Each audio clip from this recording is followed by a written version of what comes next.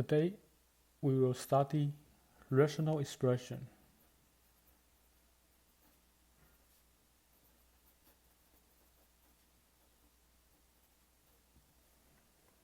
When we have a polynomial divided by polynomial, the expression is called rational expression.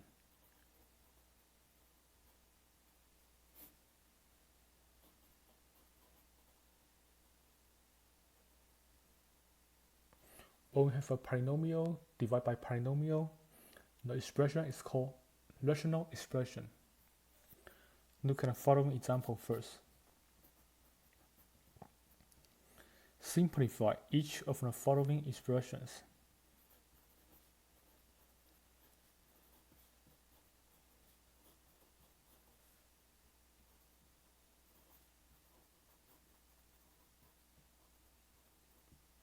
Simplify each of the following expressions.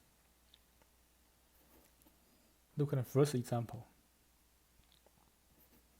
2x to the power 4 over y to the power of 3 divided by 10x squared y to the power 7. How do you simplify this expression? That's a polynomial divided by polynomial. It's called rational expression. How do you simplify this polynomial? Simplify the numbers first. When we simplify rational expression, simplify the numbers first. Look at 2 and 10. Common factor between 2 and 10 is 2. I can divide both numbers by 2. 2 divided by 2 is 1. 10 divided by 2 is 5. Next, simplify the letters. Simplify the letters. X to the power 4 and x to the power 2. Both top and the bottom contains x. Since the top has larger x, I keep x on the top. Subtract the power. Use larger minus smaller. Or take the top minus the bottom. 4 minus 2 is 2. Now, next, look at letter y. We have letter y on the top and the bottom. Since the bottom has larger power, we keep y on the bottom. Since the bottom has larger power, keep y on the bottom, and take the bottom power minus the top power. 7 minus 3 is 4. Always use the larger minus the smaller. So since x has larger power, I keep x on the top, and use the top power minus the bottom power. For letter y, since the bottom has larger power, I keep y on the bottom, take the larger power minus the smaller power. Then for the final answer, for any polynomial, if the coefficient is 1, we don't write 1. 1x squared is the same as x squared over denominator is 5y to the power 4. That's the final answer. Next. Negative 6x squared times y over 15 x to the power 6 z squared. Negative 6x squared y over 15 times x squared z to the power 2. First of all, simplify numbers. Simplify the numbers first. Simplify the numbers first. Look at the number here. We have negative 6 divided by positive 15. Negative 6 divided by positive 15. Negative number divided by positive number, the answer is always negative. Negative number divided by positive number, answer is always negative. Let's simplify 6 and 15. For number 6 and number 15, I can divide both numbers by 3. For number 6 and number 15, I can divide both numbers by 3. 6 divided by 3 is 2. 15 divided by 3 is 5. Next, look at the numbers. We have common letter x. We have common letter x on the top and the bottom. Since bottom x, the x on the bottom has larger power. Since the x on the bottom has larger power, we keep x on the bottom. Then take the bottom power minus the top power. 6 minus 2 is 4. Then for y and z, we only have y on the top, so it cannot be simplified, leave it the same. For letter Z, we only have Z on the bottom, so it cannot be simplified, I leave it the same. And that's the final answer. We can't go any further. Nothing can be cancelled. That's the final answer. Next. 12x to the power 7 y to the power 2 times z over 18x y to the power of 3. 12x to the power 7 y to the power of 2 times z over 18x y to the power of 3. So if there's a number in the front, simplify the number first. For 12 over 18, I can divide both numbers by 6 first. For 12 over 18, I can divide both numbers by 6 first. 12 divided by 6 is 2. 18 divided by 6 is 3. So simplify numbers first. Now observe the letters. We have x on the top and the bottom. The top x has larger power, so keep x on the top. Then use the top power minus the bottom power. For x on the bottom, if there's no power, we assume the power is 1. So use the top minus bottom.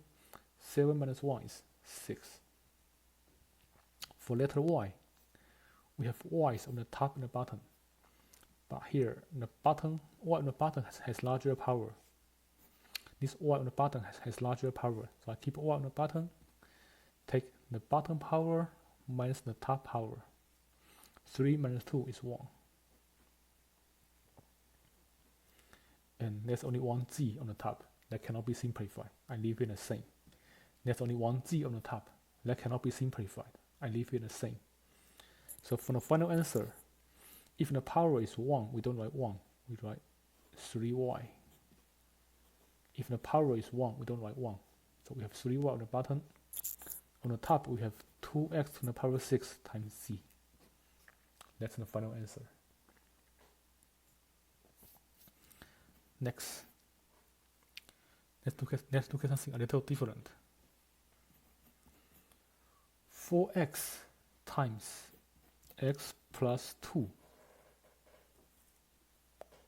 over x minus 2 times x plus 2. 4x times x plus 2 over x minus 2 times x plus 2. What can we do here? Observe this expression. On the top and the bottom, we can see that x plus 2 looks exactly the same. On the top and the bottom, we can see that x plus 2 looks exactly the same. So I can cancel x plus 2. If they look exactly the same, I can cancel this from top and the bottom. What's left? The final answer is 4x over x minus 2. I cancel x plus 2 from top and the bottom. What's left is 4x over x minus 2. And that's the final answer. Next.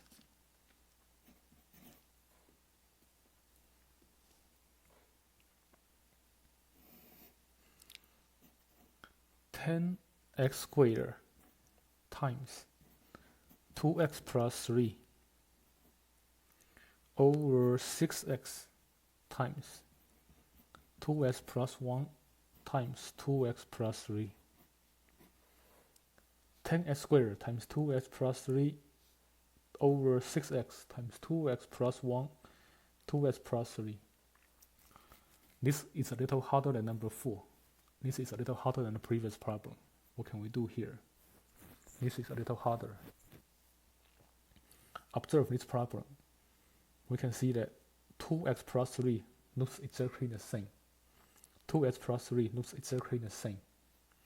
So I can cancel 2x plus 3 first.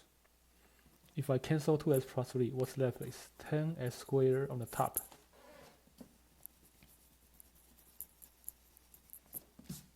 If I cancel 2x plus 3, what's left is 10x squared on the top. On the bottom, we have 6x times 2x plus 1.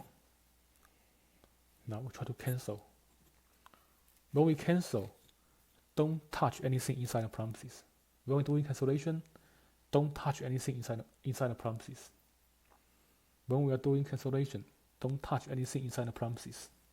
Look at what's outside the parentheses. 10x squared and 6x. I can try to simplify the numbers first. For 10 and 6, I can divide both numbers by 2, which I can make it 5 over 3. For 10 over 6, I can divide both numbers by 2, which I can make it 5 over 3. Now, they both contain x. The top x has larger power. So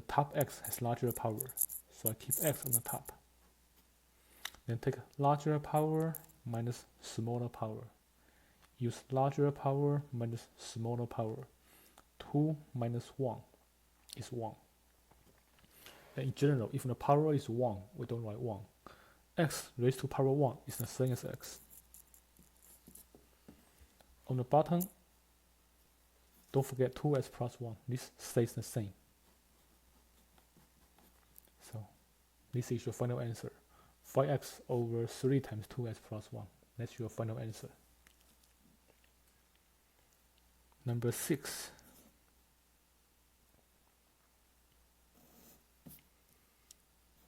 X plus 3 squared over x plus 2 times x plus 3.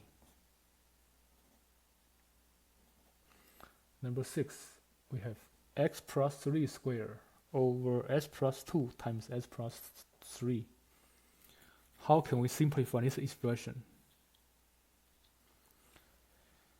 For this expression, when we see x plus 3 squared, that means I can write the numerator as x plus 3 times s plus 3. That's what x plus 3 squared means. Square means the same thing, same expression, multiplied by itself. So s plus 3 squared means s plus 3 times s plus 3. On the bottom, we have s plus 2 times s plus 3. Now we can see that here. S plus 3 on the top and the bottom looks exactly the same. I can cancel one from the top, one from the bottom. What's left is x plus 3 over s plus 2. And that's your final answer. Next, we have 2x plus 4 over 3x plus 6. What can we do for this problem?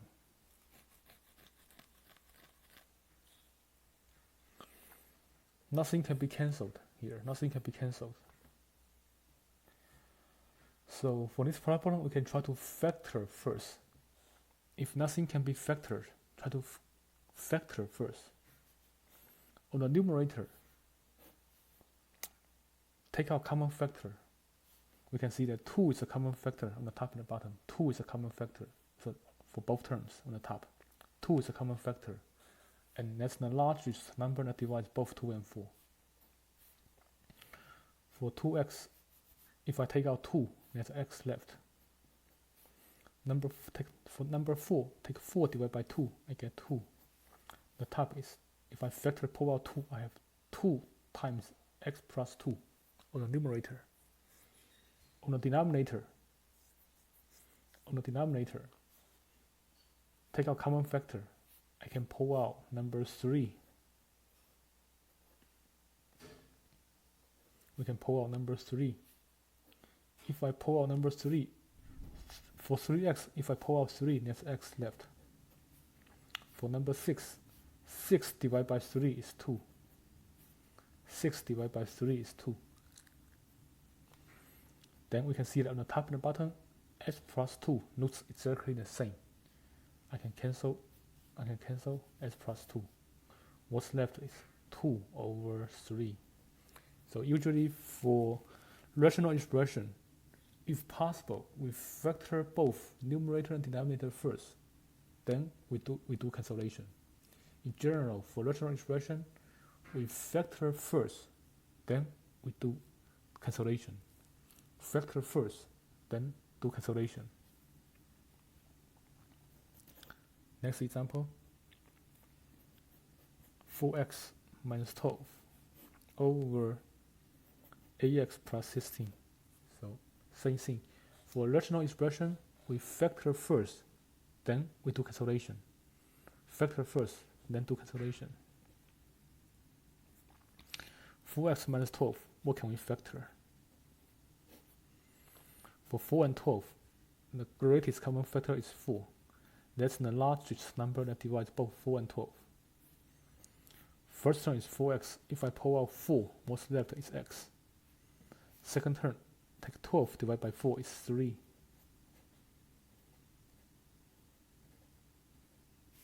Divided by 4 is 3. On the bottom, for a and 16, greatest common factor is a. For number a and number 16, the greatest common factor is a. That's the largest number that divides both a and 16. If I pull out a, from ax, if I pull out a, what's left is ax. From ax, if I pull out a, what's left is x. For the second term, take 16 divided by a, I get 2. So they don't look the same, they are different.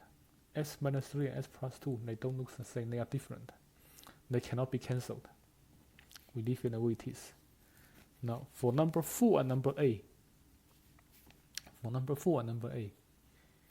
I can divide both numbers by 4. For number 4 and number A, I can divide both numbers by 4. On the top, 4 divided by 4 is 1. On the bottom, A divided by 4 is 2. These two terms cannot be simplified. I leave x minus 3 and x plus 2 the same. For the final answer, if the coefficient is 1, we don't write 1. So I write x minus 3 on the top and 2 times x plus 2 on the bottom.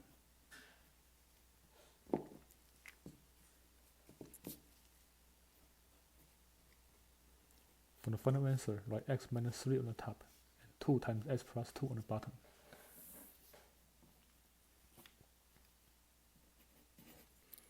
Next, 2sy plus xc over 6y squared plus 3yz.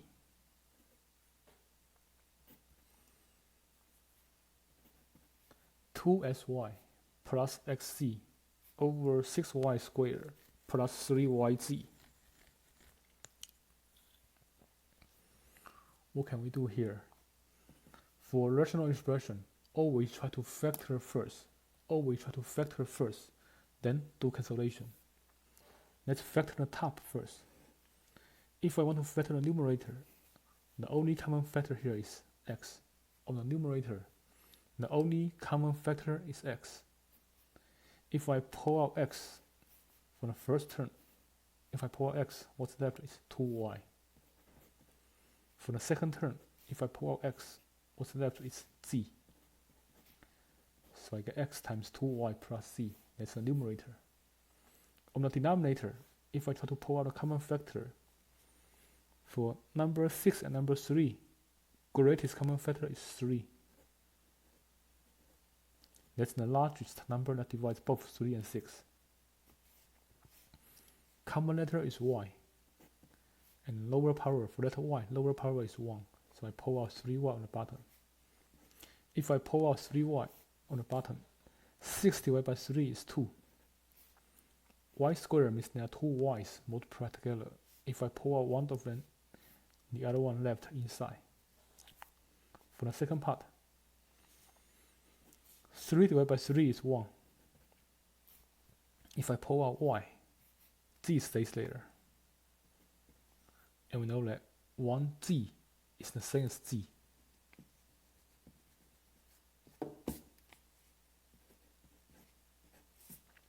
So 3yz, if I pull out 3y, I have a z left here. Then we can see that here on the top and the bottom, 2y plus z looks exactly the same. 2y plus z looks exactly the same. I can cancel 2y plus z. If I cancel 2y plus z on the top and the bottom, what's left is x over 3y.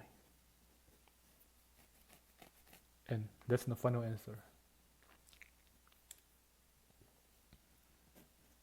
Next.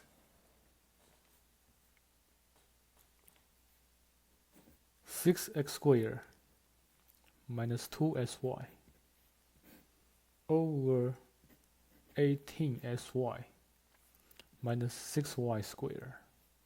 6x squared minus 2sy over 18sy minus 6x squared.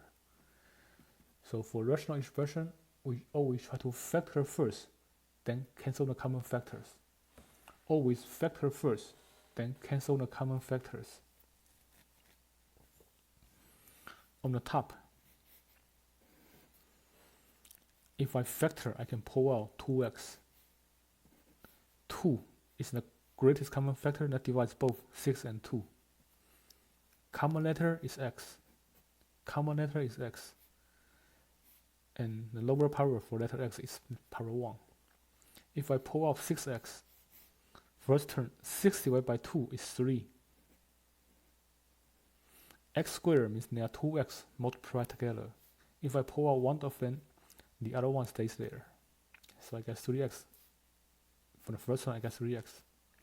For the second term, we have 2sy.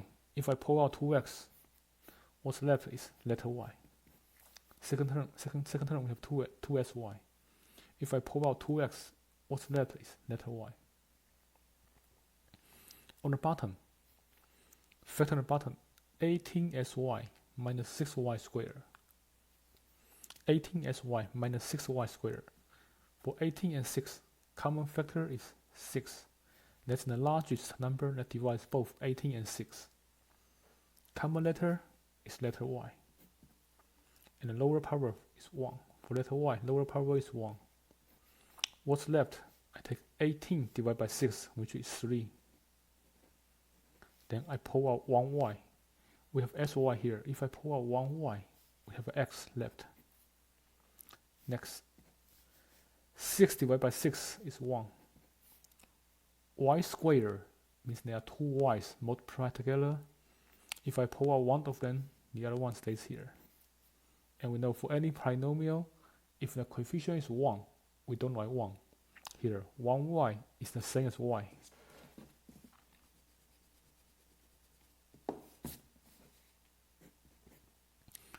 Then observe, we can see that here, 3x minus y looks exactly the same. 3x minus y looks exactly the same. I can cross it out. If I cross out 3x minus y, what's left is 2x over 6y. Now, are we done? Can we cancel anything out? Are we done? Let's look at this expression here. We have 2 on the top, 6 on the bottom. If I reduce 2 over 6, I can divide both numbers by 2. For 6 and 2, I can divide both numbers by 2. 2 divided by 2 is 1. 6 divided by 2 is 3. Now look at the letters. X and Y, they are different letters. S and Y, they are different letters. They cannot be simplified. So I leave both of them the same. The final answer is x over 3y. Because 1x is the same as x. For any polynomial, if the coefficient is 1, we don't write 1. 1x is the same as x. That's the final answer.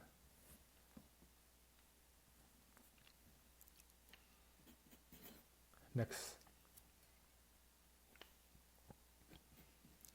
S squared minus 4 over s squared minus 5x plus 6. S squared minus 4 over s squared minus 5x plus 6. For any rational expression, always try to factor first, then cancel the common factors. Always try to factor first, then cancel the common factors. If I factor the top, this is difference of perfect square. If I factor on top, this is difference of perfect square. S squared minus 4. S squared can be rewritten as x times x squared. Number 4 can be rewritten as 2 times 2, that's 2 squared. If we try to match the formula, a squared minus b squared equal to a plus b times a minus b. We can see that x represents a, 2 represents b. So we have a plus b times a minus b, which is x plus 2 times s minus 2. That's the numerator. S plus 2 times s minus 2. The denominator, x squared minus 5x plus 6. This is a trinomial. This is a trinomial with no leading coefficient, so I can draw two premises. Split s squared evenly. I have x times x. Then I try to find two numbers. Let multiply to be 6, add to be negative 5. Try to find two numbers. Let multiply to be 6, add to be number 5. Find two numbers. Let multiply to be 6, add to be negative 5. We can try 2 and 3. Since I want to get negative 5 here, I can use negative 2 times negative 3. Negative 2 times negative 3 is negative 6. And negative 2 plus negative 3 is negative 5. So negative 2 and negative 3 works. Put both numbers in the parentheses. Negative 2, negative 3. So here, we factor both top and the bottom first. Then observe. On the top and the bottom, we can see that s minus 2 looks exactly the same. X minus 2 looks exactly the same. I can cancel s minus 2 from top and the bottom. I can cancel s minus 2 from top and bottom. What's left is x plus 2 on the top and s minus 3 on the bottom. That's the final answer. So for rational function, we always factor both the top and the bottom completely. Then cancel all common factors. Factor completely first, then cancel common factors from top and the bottom. And this is your final answer. Next, we have s squared plus 5x minus 4 over s squared plus 2x minus a. S squared plus 5x plus 4 over s squared plus 2x minus a. Try to factor first. The top is a trinomial with no leading coefficient. So I can write two parentheses, put x on each parenthesis. Then can we find two numbers? Let multiply to be 4 and add to be 5. Can we find two numbers? Let they multiply to be 4, add to be 5. Can we find two numbers? Let multiply to be 4, and when I add, I get 5. The only possibility is 1 and 4. 1 times 4 is 4, right? But I try to get positive 5 here. So I can use positive 1, positive 4. When I multiply, I get 4. When I add the numbers, I get positive 5. So this two number works. 1 and 4 works.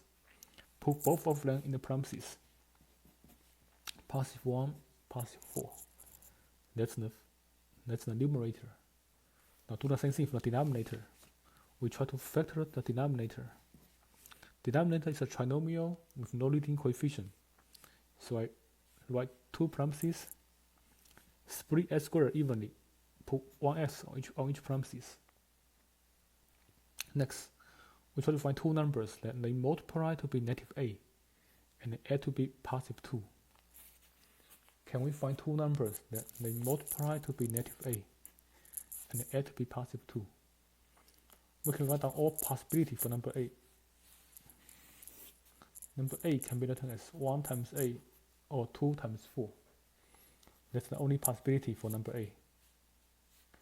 For number a, the only possibility is 1 times a or 2 times 4. And we know that here, 4 minus 2 is 2. So you can try to use 2 and 4. If I try to get positive 2 here, I can use negative 2 and positive 4. Negative 2 plus positive 4 is positive 2. When I multiply, negative 2 times positive 4 is negative 8. So these two numbers works. Put both of them in the parentheses. I have negative 2 and positive 4. Then observe. For this expression, we can see that s plus 4 looks exactly the same on the top and the bottom. S plus 4 looks exactly the same on the top and the bottom. So I can cancel s plus 4 from top and the bottom. What's left is s plus 1 over s minus 2. Cancel the common factor. What's left is the final answer. Next.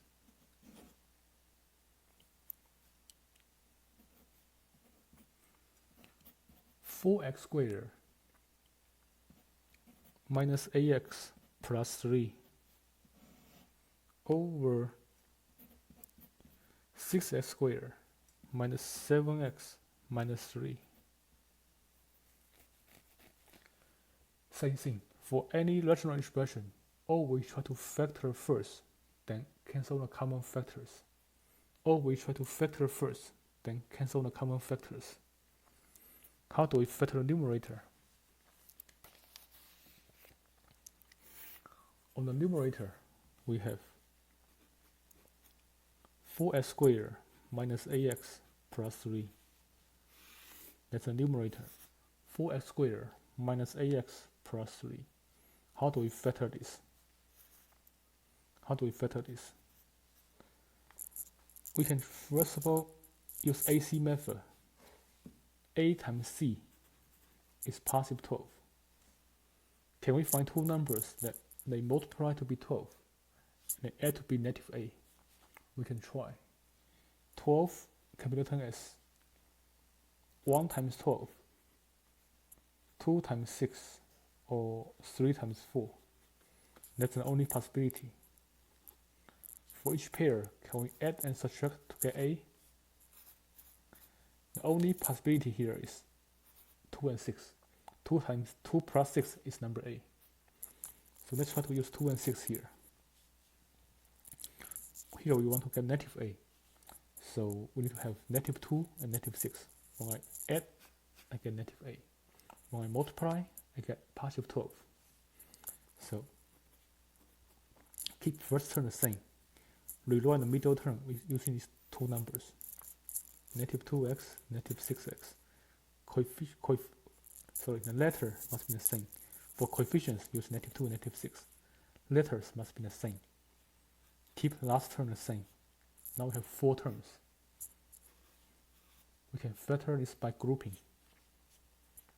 For the first 2 terms, I can pull out common factor 2. Common letter is x. 4 divided by 2 is 2. X squared means there are 2x multiplied together. If I pull out one of them, the other one left here. For the second term, 2 divided by 2 is 1. There's only 1x. If I pull out x, then there's no x left. That's the first half. For the second half, take out common factor between 6 and 3. For 6 and 3, the greatest common factor is 3. That's the largest number that divides both 6 and 3. Since the first term is negative, I need to pull out negative sign. Negative 6 divided by negative 3 is positive 2. X stays the same. Next term, positive 3 divided by negative 3 is negative 1. Positive 3 divided by negative 3 is negative 1. Now here we can see that 2x minus 1 looks exactly the same. 2x minus 1 looks exactly the same. If I pull out 2x minus 1, what's left is 2x minus 3. That's the numerator. That's the numerator after we factor. That's the numerator after we factor. So if I factor the numerator, I get this. 2x minus 1 times 2x minus 3 put it on the top. For the denominator, do the same thing. We need to factor the denominator completely. Denominator is 6x squared minus 7x minus 3. When you see a trinomial with leading coefficient, try to use AC method. A times C is negative 18. Can we find two numbers that multiply to be negative 18, add to be negative 7? Let's write down all possibilities. If it's too hard to get a number, you can write down all possibilities. 18 can be written as 1 times 18, 2 times 9, 3 times 6. We try to add and subtract the numbers and try to get number 7. Try to add and subtract the numbers. We try to get number 7 here. The only possibility is 9 minus 2 equal to 7. So let's try to use number 2 and number 9. We try to get negative 7. So if we want to get negative 7, I can use positive 2 and negative 9. Positive 2 plus negative 9 is negative 7. And positive 2 times negative 9 is negative 18. Positive 2 times negative 9 is negative 18. So these two numbers works. These two numbers work. I replace the middle term. Keep the first term the same. Replace the middle term with these two, using these two numbers with the same variables. I have positive 2x minus 9x minus 3. Replace the middle term using these two numbers, positive 2x and minus 9x. Now we have 4 terms. We can try to factor this by grouping. If I group the first 2 terms together and take a common factor, I have 2 as a common factor. 2 is the largest number that divides both 6 and 2. S is a common factor. S is a common letter, power x. Lower power is power 1. So common factor is 2x. For the first term, 6 divided by 2 is 3. S squared means there are 2x multiplied together. If I pull out one of them, the other one left here. For the second term, 2 divided by 2 is 1. There's only 1x. If I pull out x, there's no x left. For the second part, for 9 and 3, the greatest common factor is 3. That's the largest number that divides both 9 and 3. If the first term is negative, I need to pull out negative sign. If the first term is negative, I need to pull out negative sign.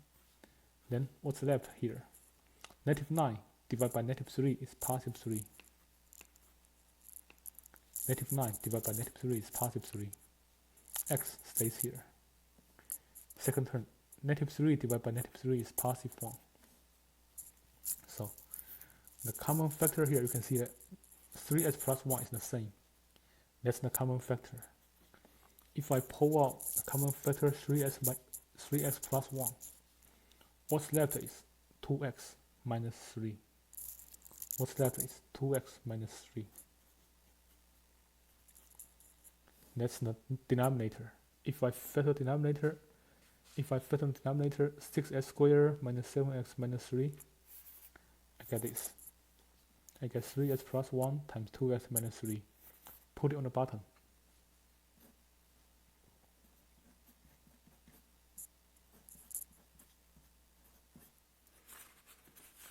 Then observe the top and the bottom. We can see that here. 2x minus 3 on the top and the bottom looks exactly the same. I can cross them out. If I cross them out, what's left is 2x minus 1 over 3x plus 1. And that's the final answer. We leave it the way it is. That's the final answer. Next.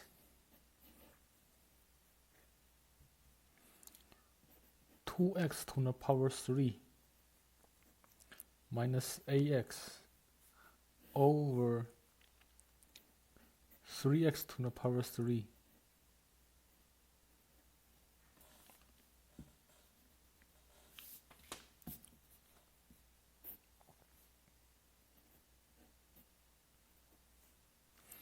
minus minus 9x squared plus 6x.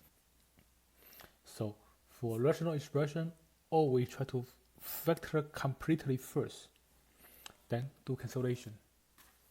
Let's factor completely first.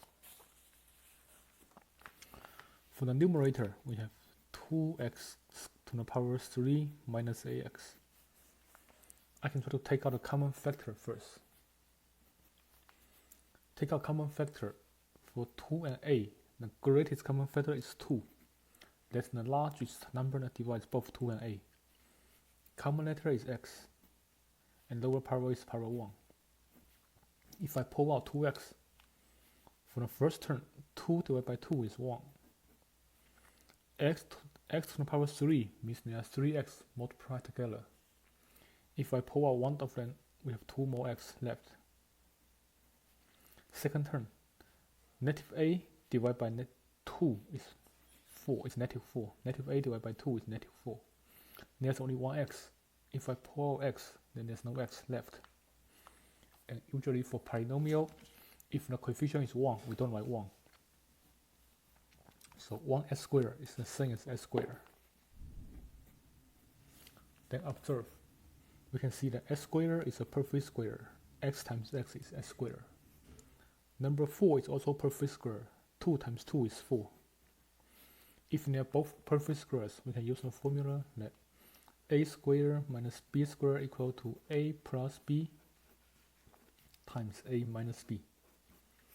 If we use the formula, we have x plus 2 times s minus 2, a plus b times a minus b. And bring 2s down, leave 2x the same.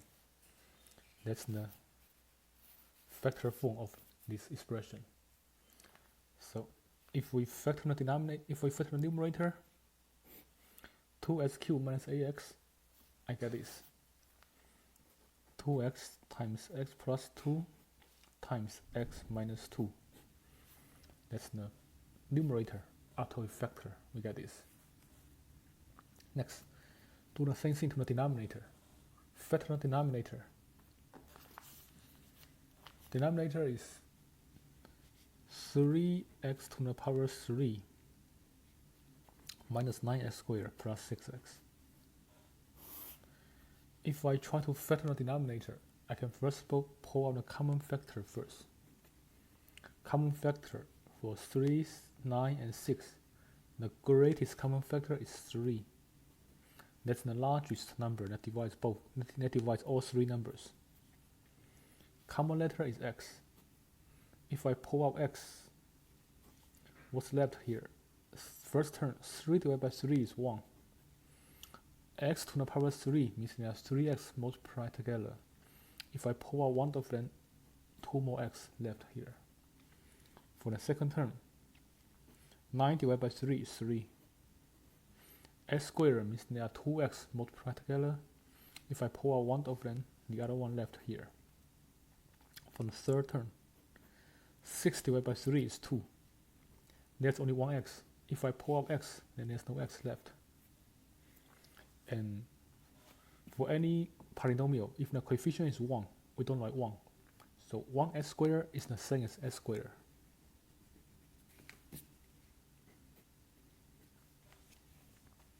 Then we can try to factor this polynomial. This is a trinomial and there's no leading coefficient. I can draw 2 parentheses, split s squared, put x on each parenthesis. Then try to find 2 numbers that they multiply to be 2, add to be negative 3. Find 2 numbers that they multiply to be 2 and they add to be negative 3. We can try negative 1 and negative 2. Negative 1 times negative 2 is positive 2. Negative 1 plus negative 2 is negative 3. So these 2 numbers works. If these 2 numbers work, I can put these 2 numbers in the parentheses. Negative 1, negative 2. And keep 3x the same. Keep 3x the same. So that's the factor form of the denominator. That's the factor form of the denominator. We have 3x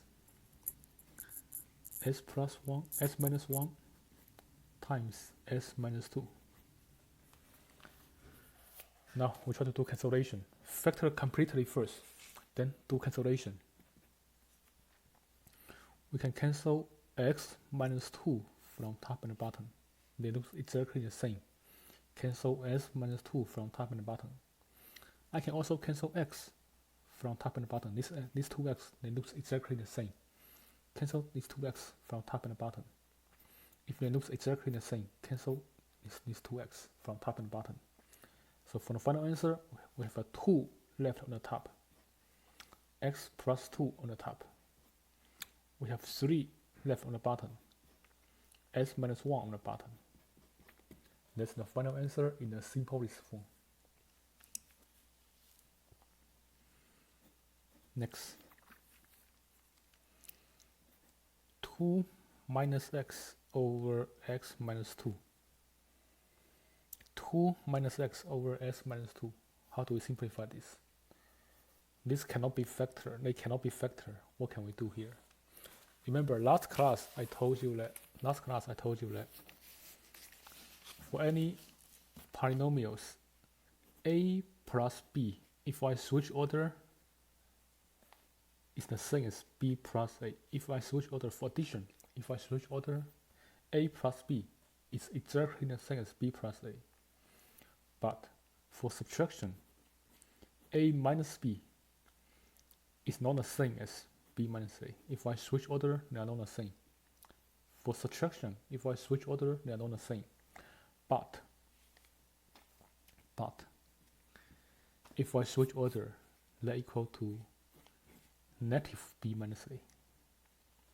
So a minus b, if I switch order, I add negative sign in the front. A minus b is the same as negative b minus a. If I switch order for subtraction, if I switch order, I add negative sign in the front. So here, we see that the top and the bottom looks almost the same. They have exactly the same terms, but with different order. If I switch order on the numerator, I add negative sign.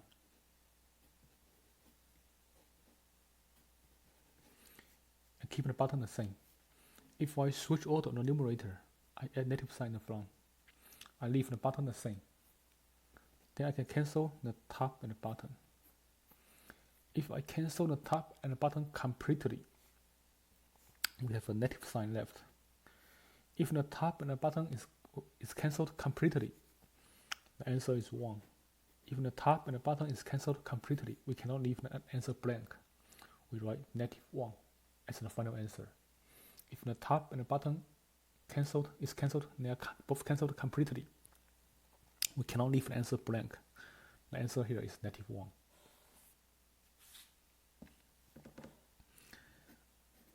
Next. 3x minus 6 over 4 minus x squared.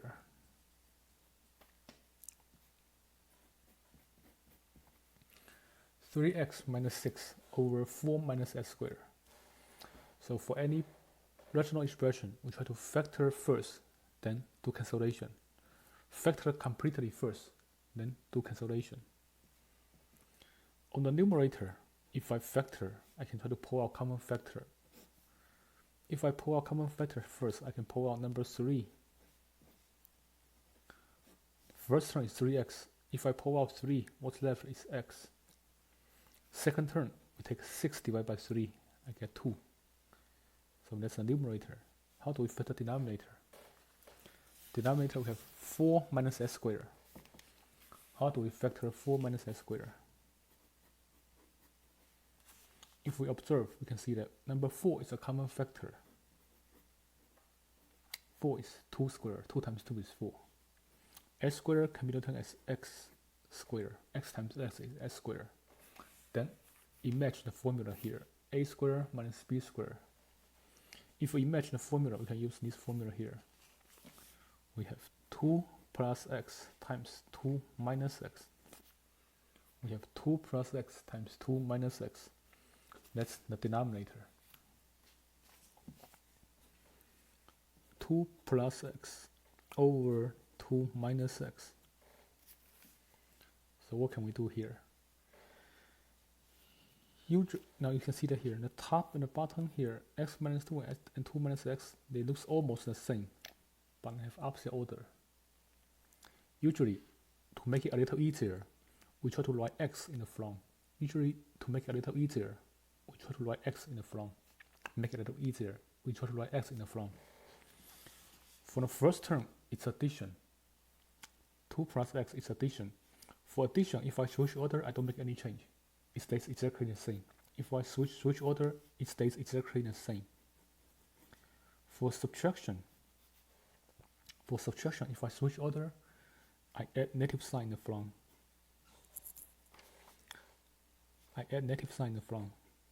I have negative x minus 2. Then for the final answer, this term is positive. This term is negative. Positive term times negative term is negative. This term is positive. This term is negative. Positive term times negative term is negative. X plus 2, s minus 2. That's the simplified denominator. So denominator is negative x plus 2 times x minus 2 over 3 times x minus 2.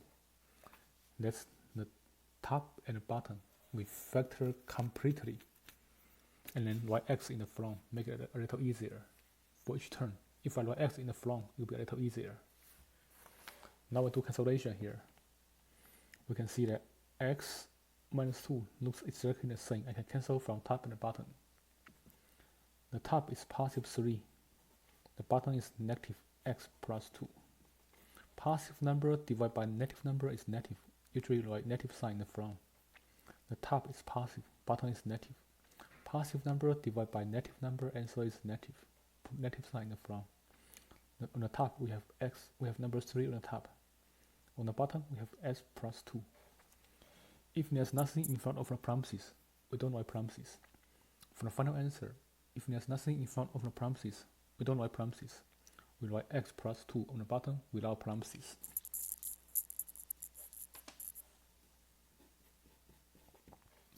That's the final answer on the bottom.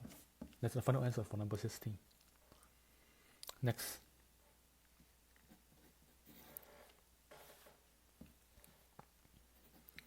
Nine minus s squared over s squared minus 4x plus 3. So for any rational expression, try to factor first, then do cancellation. Factor completely first, then do cancellation. On the numerator, we have 9 minus x.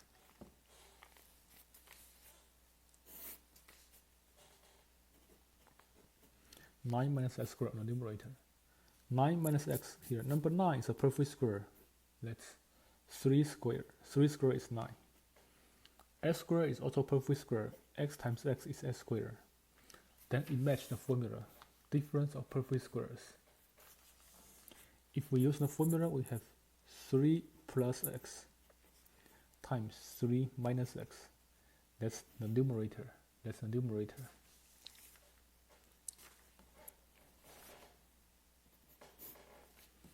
3 plus x times 3 minus x.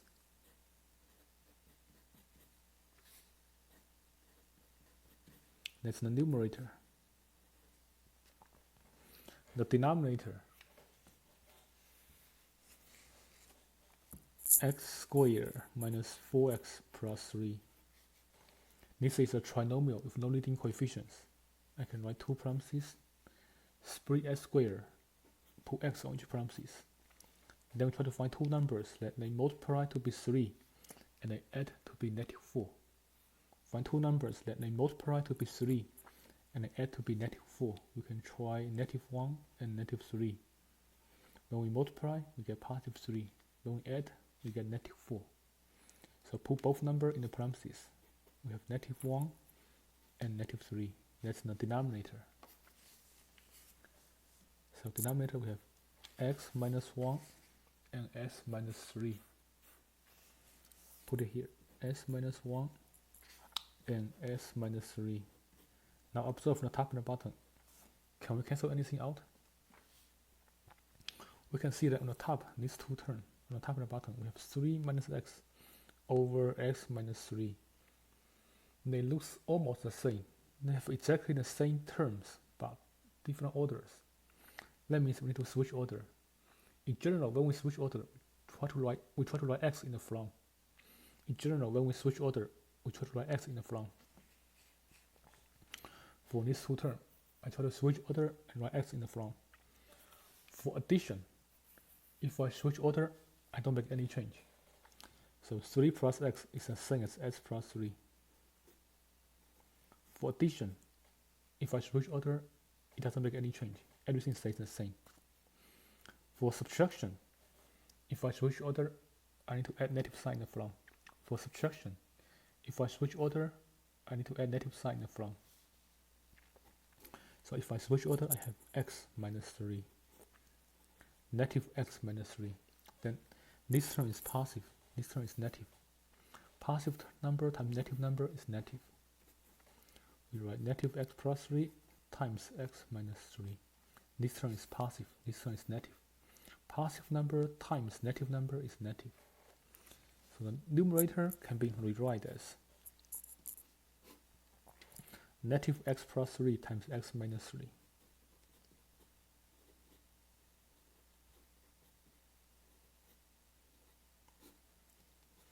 Denominator x minus 1, x minus 3. I can cancel x minus 3 from top and bottom. Simplify completely, then cancel x minus 3 from top and bottom. For the final answer, the top is positive, bottom is negative. Positive number divided by negative number is negative. The top is negative, bottom is positive. Negative number divided by positive number is negative.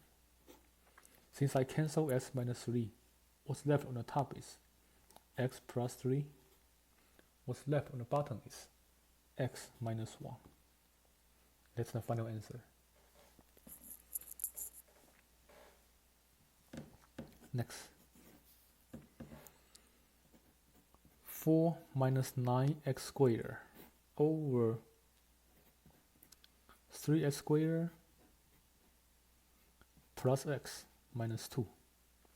So for rational expression, always try to factor first, then combine like terms. Always try to factor first, then combine like terms.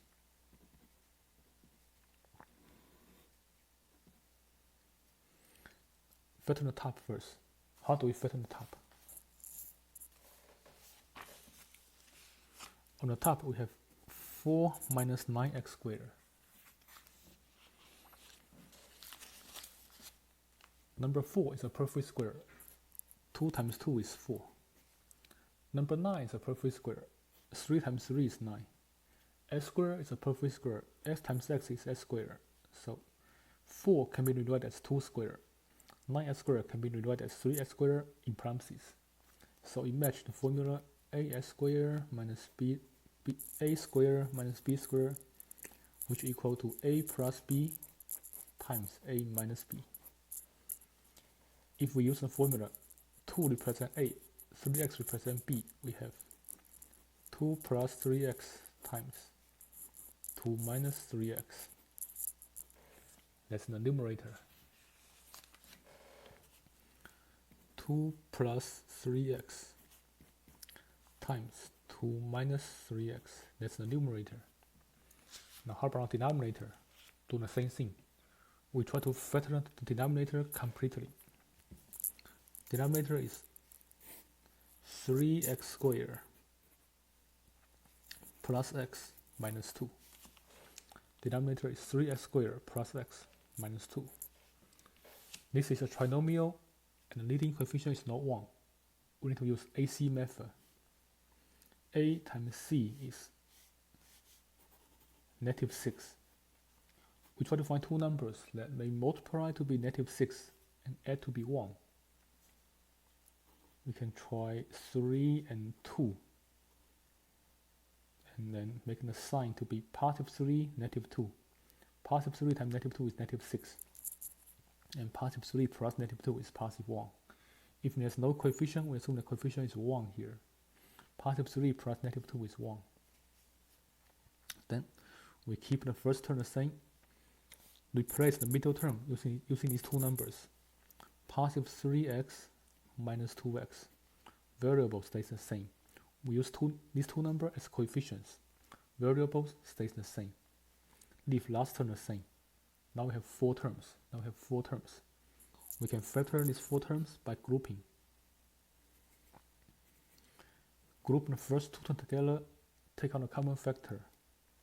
Common factor is 3. X is a common variable.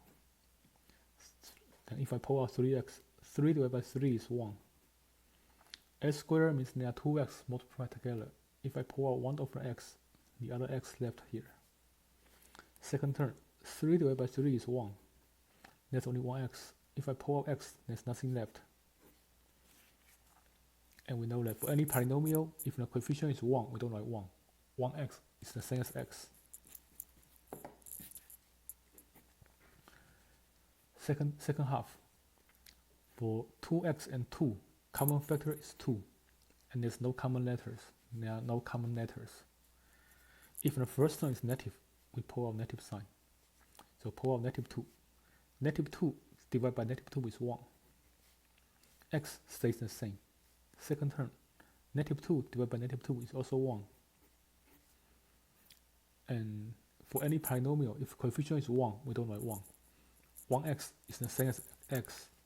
1x is the same as x. So we get x plus 1 here.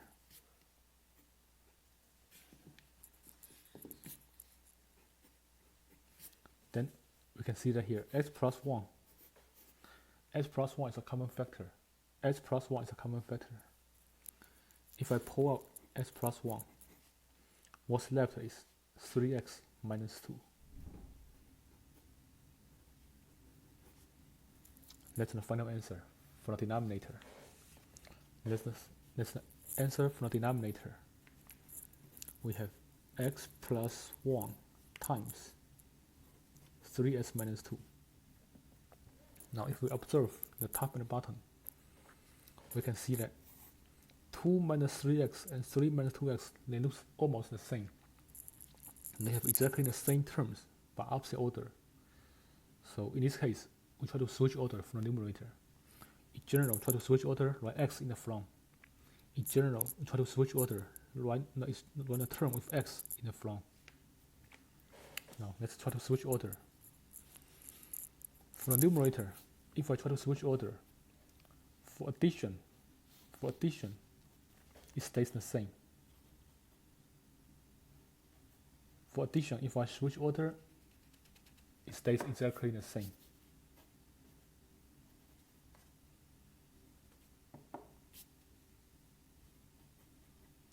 If I switch order, it looks exactly the same.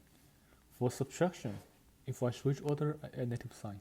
For subtraction, if I switch order, I add negative sign. Then positive term times negative term is negative. Positive number times negative number is negative. Write negative in the front. 3x plus 2 times 3x minus 2. Positive number times negative number is negative. Write negative sign in the front. So we have negative 3x plus 2 times 3x minus 2. That's the numerator. Negative 3x plus 2 times 3x minus 2. That's the numerator. Denominator, for the denominator, we leave it the same. S plus 1 times 3s minus 2. Then since 3s minus 2 looks exactly the same, I can cancel from top and the bottom. For the final answer, the top is negative, bottom is positive. Negative number divided by positive number is negative. On the top, after cancellation, what's left is 3x plus 2. On the bottom, after cancellation, what's left is x plus 1. So that's your final answer.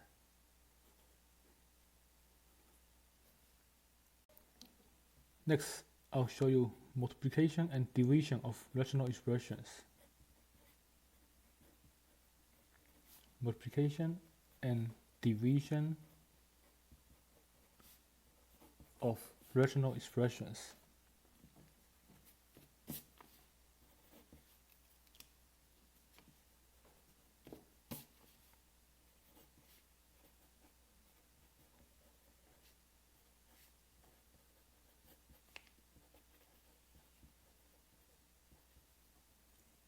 Let's look at multiplication first. How do we multiply? 3x over x squared plus 5x times 3x plus 15 over 6x. So in general, we try to factor both top and bottom. Try to factor both top and bottom individually. Then try to do cancellation. Factor first, then do cancellation. When we do multiplication, factor top and bottom first, then do cancellation. For the first numerator, 3x, it cannot be factored. I leave it the way it is. For the denominator, x squared plus 5x,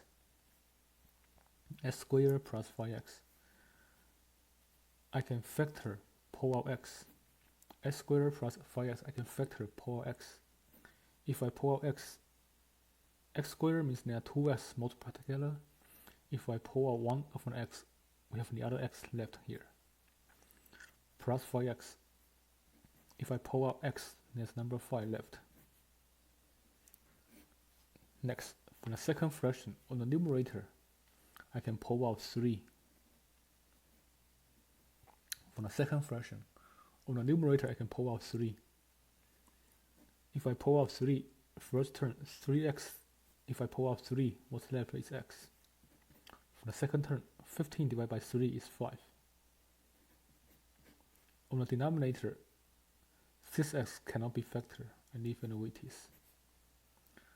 Then we can see that here, x plus 5 looks exactly the same. I can cancel from top and bottom. X plus 5 looks exactly the same. I can cancel from top and bottom. Also, I can cancel one of an x from top and bottom. Cancel one of an x from top and bottom. What's left is, on the top we have 3 times 3, which is 9. On the bottom, what's left is 6x. Then for 9 and 6, I can divide both numbers by 3. I have 3 over 2x. I can divide both numbers by 3. I have 3 over 2x. That's the final answer. Next, a over 36x squared minus 1 times 6x plus 1 over 4. A over 36x squared minus 1 times 6x plus 1 over 4. Try to factor first. For any rational expression, try to factor first. Factor both top and bottom.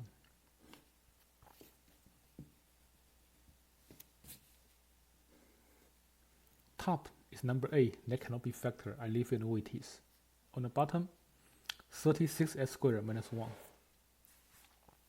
36x squared.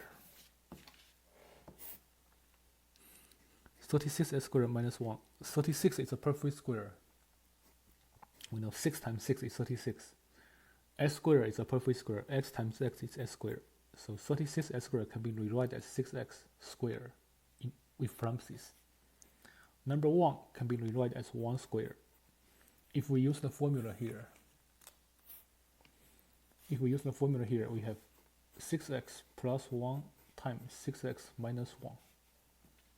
That's the factor form of the denominator. 6x plus 1 times 6x minus 1. The second fraction, we try to factor both top and bottom. But on the top, 6x plus 1, there's no common factor. it cannot be factored. I leave it the way it is. On the bottom is number 4. Number 4 cannot be factored. I leave it the way it is. Then here we can see that 6x plus 1 and 6x plus 1, they look exactly the same. They get cancelled. What's left on the top is number A. On the bottom we have 6x minus 1 times 4. On the bottom we have 6x minus 1 times 4. Number 4 is outside the parentheses. Usually we write number 4 in the front. If there's anything outside the parentheses, put it in the front. If there's anything outside the parentheses, when you multiply, put it in the front. So on the bottom we have 6x minus 1 times number 4. Write number 4 in the front. When we multiply straight across, top to the top, bottom to the bottom. On the top there's nothing to multiply across, so I leave number A the way it is. On the bottom, 6x minus 1 times 4. Number 4 is outside the parentheses. I put it in the front. 4 times 6x minus 1.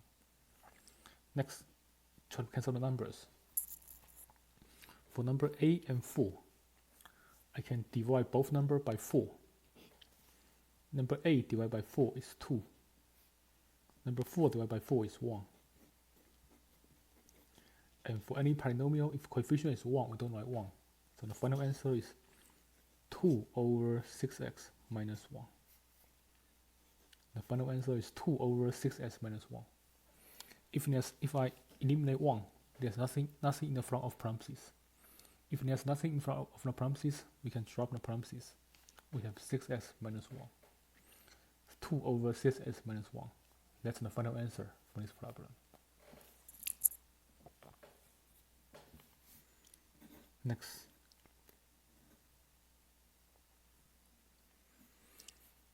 X squared plus 4x minus 21 over 3x minus 9 times 6x squared minus 24 over s plus 2.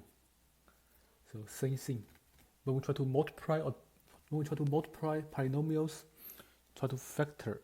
When we try to multiply rational expressions, we try to simply factor both top and bottom first. When we try to multiply rational functions, we need to factor every numerator and denominator first. Let's factor first numerator, s squared plus 4x minus 21.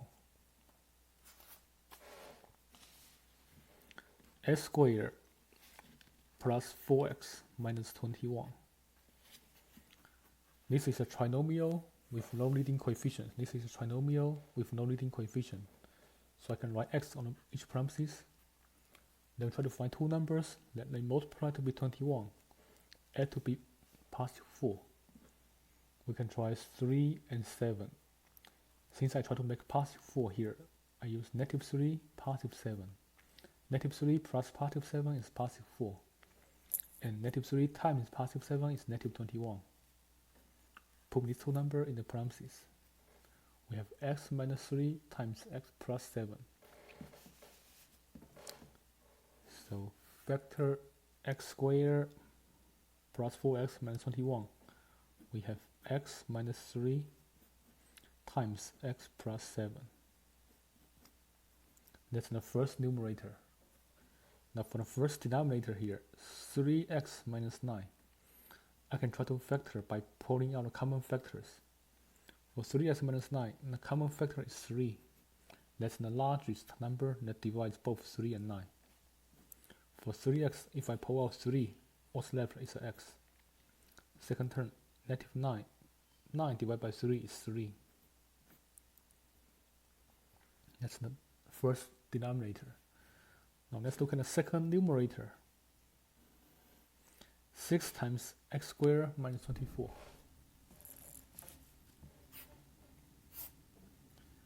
6 times x squared minus 24. I can first of all try to pull out a common factor. Common factor is 6. For 6x squared, if I pull out 6, what's left is x squared. For number 24, 24 divided by 6 is 4. Now observe here, S squared is a perfect square. Number 4 is also perfect square. 2 times 2 is 4. If I use the formula, I have x plus 2, s minus 2. Leave number 6 the same. Leave number 6 the same. So, if I factor the second numerator, I have 6 times s plus 2 times s minus 2. The denominator is s plus 2. It cannot be factored. I leave it the same. Factor completely. Then we try to cancel. Factor completely. Then we try to do cancellation here. I can cancel x minus 3 from top and bottom. I can cancel x plus 2 from top and bottom. What's left on the top is x plus 7 times 6 times s minus 2. Number 6 is outside the parentheses. Put it in the front. We have x plus 7 times x minus 2. That's the numerator. Number 6, x plus 7, x minus 2. That's the numerator. The denominator, we only have number 3 on the bottom. And we know that 6 divided by 3 is 2. 6 divided by 3 is 2. So the final answer is 2 times x plus 7 times x minus 2. This is the final answer. Next.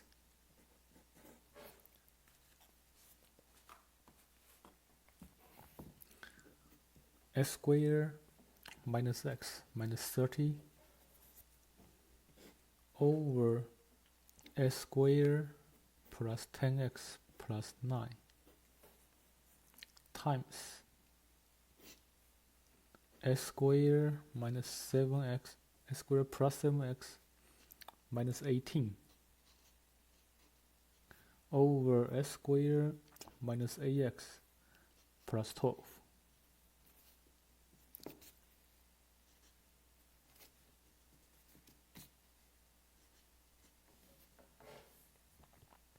Try to factor each numerator and denominator first.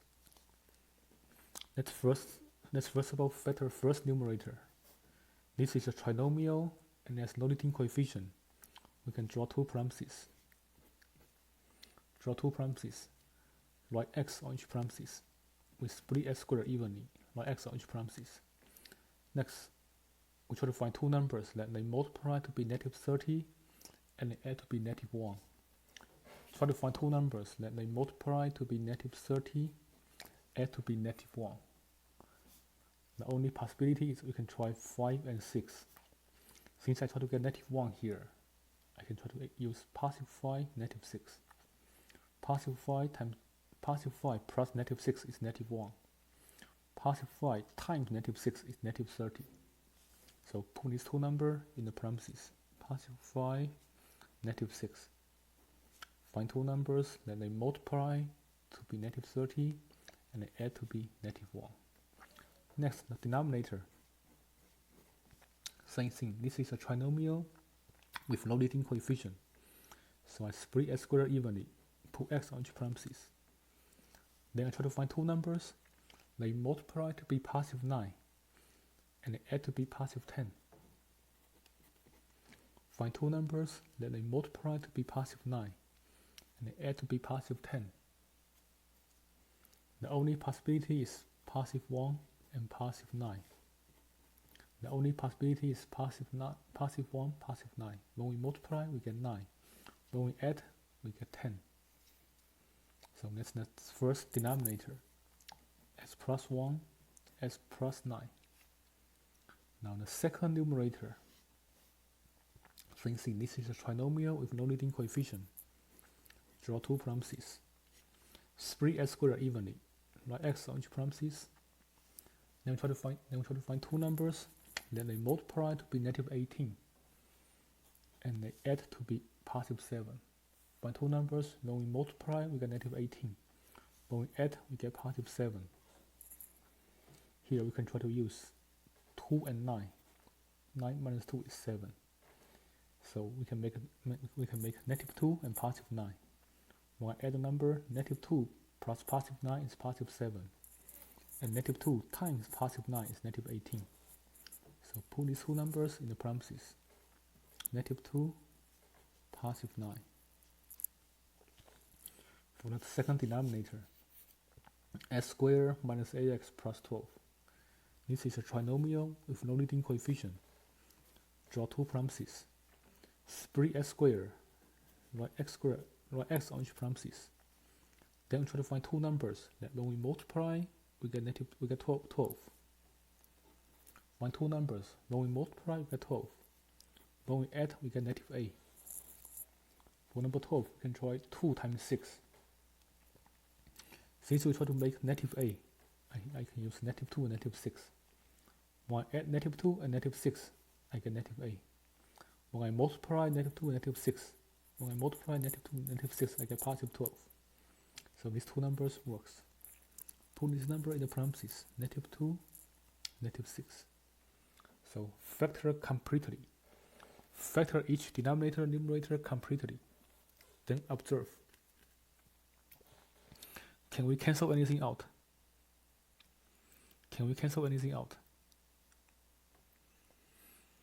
I can cancel x minus 2 from top and bottom. I can cancel x minus 6 from top and bottom. I can cancel s plus 9 from top and bottom. What's left is s plus 5 and s plus 1. So the final answer is s plus 5 over s plus 1. That's the final answer. Next, 2 over x minus 5 times s squared minus 25. Here we have a rational function times a polynomial. We can consider rational expression as a fraction. We can consider polynomial as a whole number. But we have a fraction times whole number, we keep fraction the same and put the whole number over 1. Keep fraction the same, put the whole number over 1. Then follow multiplication rule. We try to factor each numerator and denominator, then do cancellation. First numerator cannot be factored. First denominator also cannot be factored. I leave it the same. Second numerator, s squared minus 25. I can try to factor. S squared minus 25. S squared can be rewritten as x squared. 25 can be rewritten as 5 squared. We have perfect square a squared minus b squared. So it matches the formula here, a squared minus b squared. We can use the formula a plus b times a minus b. X plus 5 times s minus 5. So that's the numerator here. S plus 5 times s minus 5 over 1. Then we can cancel s minus 5 from top and bottom. Factor completely. I can cancel s minus 5 from top and bottom. For the final answer, we have 2 times x plus 5 on the top over number 1. And we know that for any fraction, if the denominator is 1, we don't write 1. For any fraction, if the denominator is 1, we don't write 1. So the final answer is 2 times x plus 5. That's the final answer.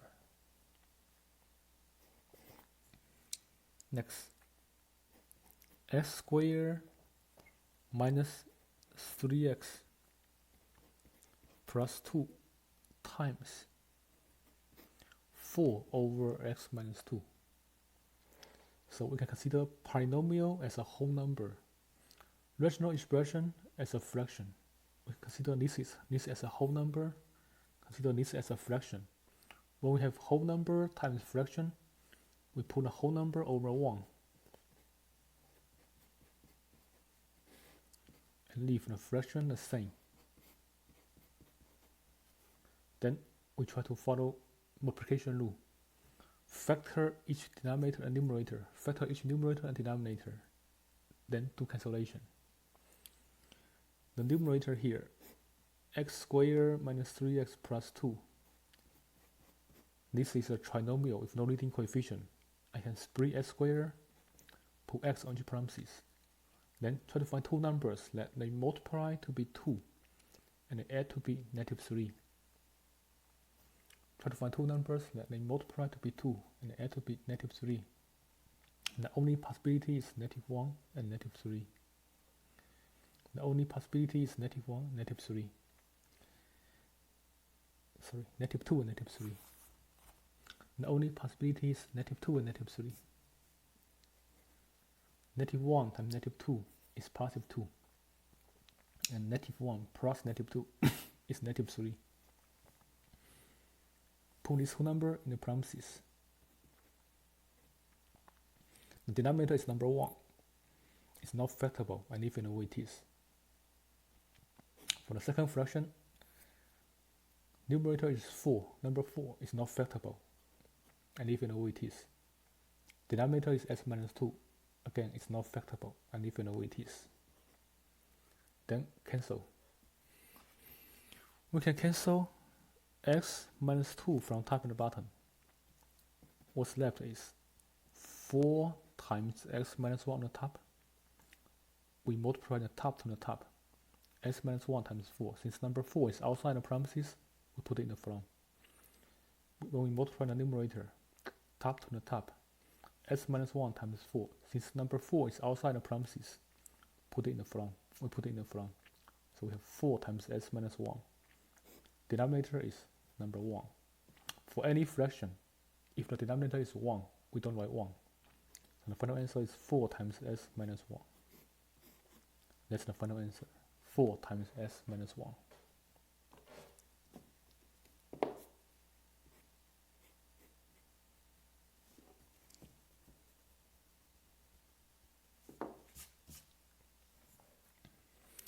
Next, I'll show you division for rational expressions.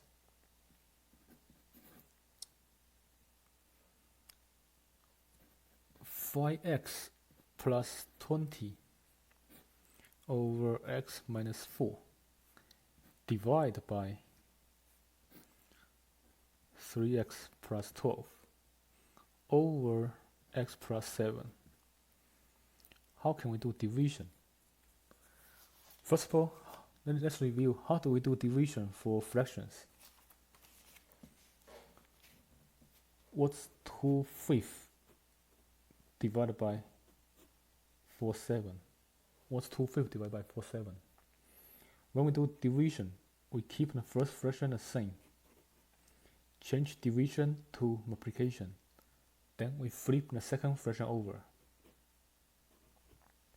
Keep first fraction the same. Change division to multiplication. Then we flip the second fraction over. Once we do I will have multiplication. I can multiply the top to the top, bottom to the bottom. Then I can cancel. For 14 and 20, I can divide top and bottom by 2. I get 7 over 10. So for division, the general step is we keep first fraction the same. Change division to multiplication. Flip the second fraction over. Then we multiply top to the top, bottom to the bottom. Then do cancellation. So same thing for rational expressions. When we are doing division, we keep the first fraction the same. Change division to multiplication. We write a dot for multiplication. If I write cross here, it looks like x. So write a dot for multiplication. If we write cross here, it looks like x. That's very confused. So usually, for rational expression, we write dots for multiplication. Change division to multiplication. Then flip the second fraction over. X plus 7 over 3x plus 12. Then follow multiplication rule. Follow multiplication rule. we try to factor each numerator and denominator. Try to factor each numerator and denominator. For the first numerator, if I factor 5x plus 20, I can try to pull out the greatest common factor. For 5 and 20, the greatest common factor is 5. If I pull out 5, from 5x, if I pull out 5, I have x left. For the second term, 20 divided by 5 is 4. That's the numerator. Denominator is x minus 4.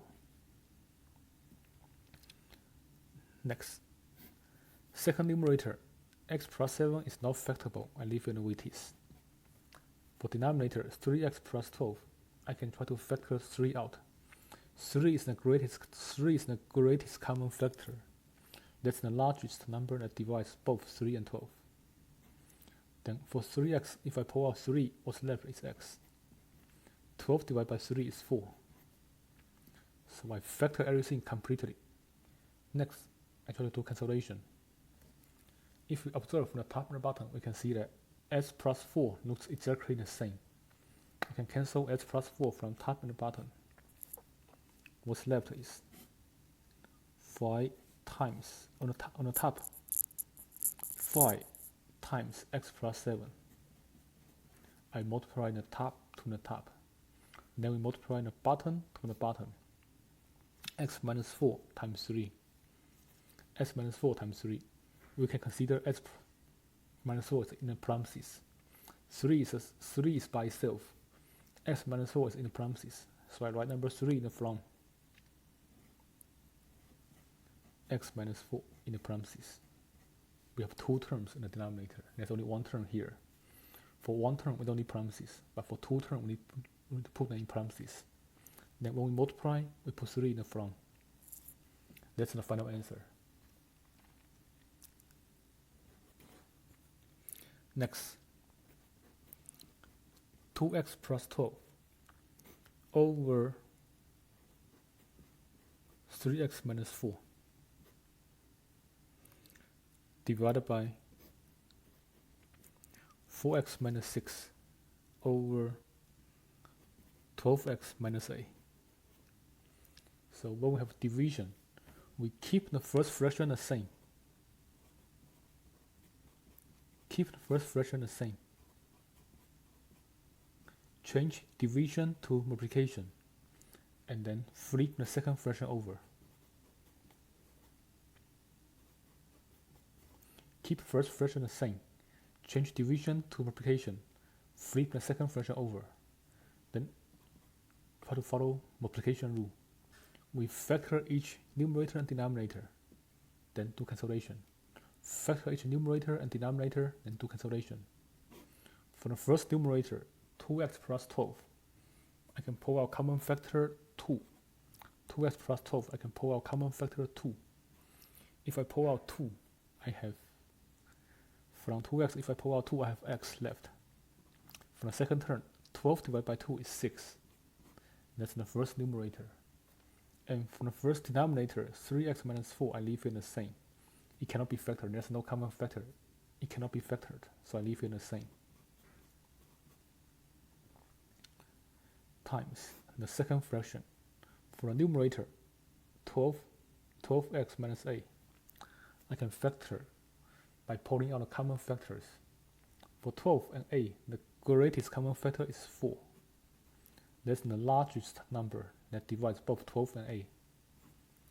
12 divided by 4 is 3.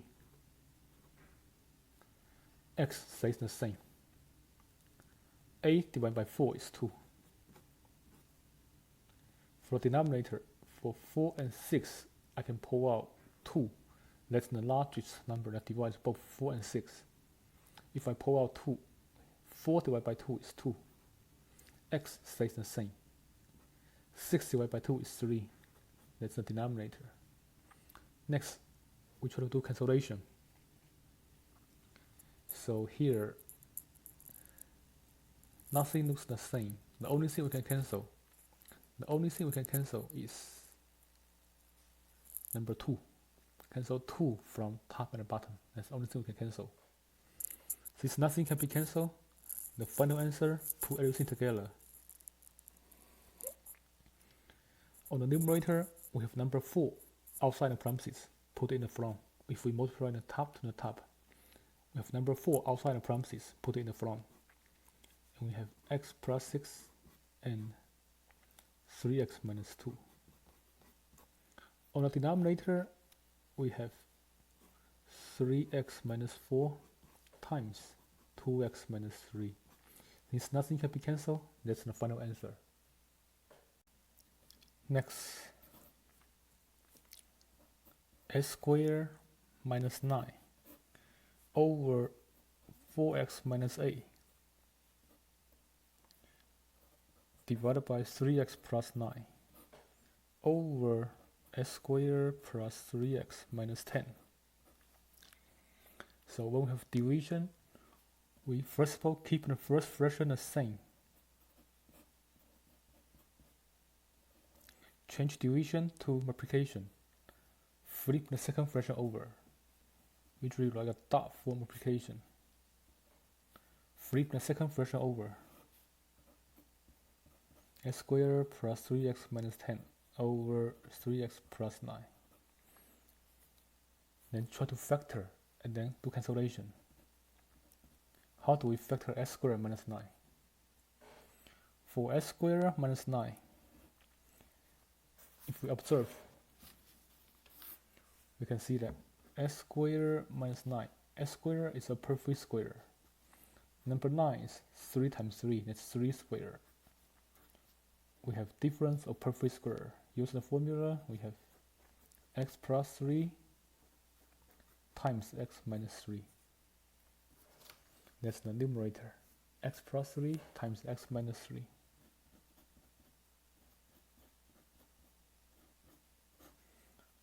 For the denominator, 4x minus 8, I can try to pull out number 4. 4 is the greatest common factor. That's the largest number that divides both 4 and 8. For the first term, if I pull out 4, first one is 4x, if I pull out 4, what's left is an x. For the second term, 8 divided by 4 is 2. That's the first fraction. For the second fraction, if I factor, this numerator here is x. This is a trinomial with no leading coefficient, so I write x on each parenthesis.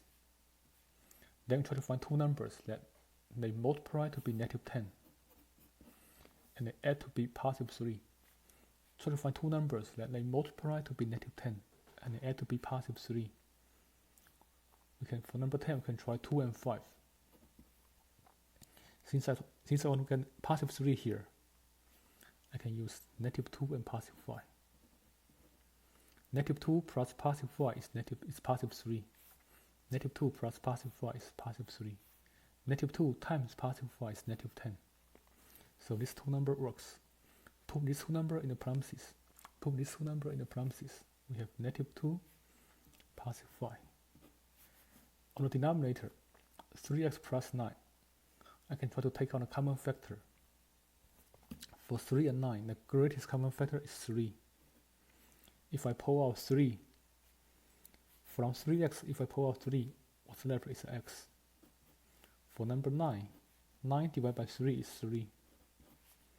Then I can do cancellation from top and the bottom. Factor completely, then we can do cancellation from top and the bottom.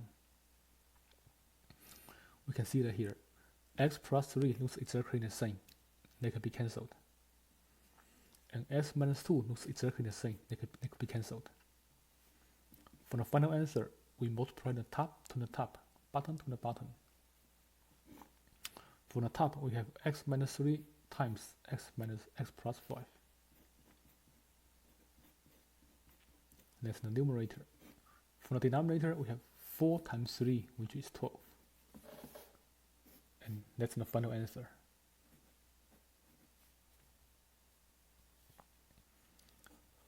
Next.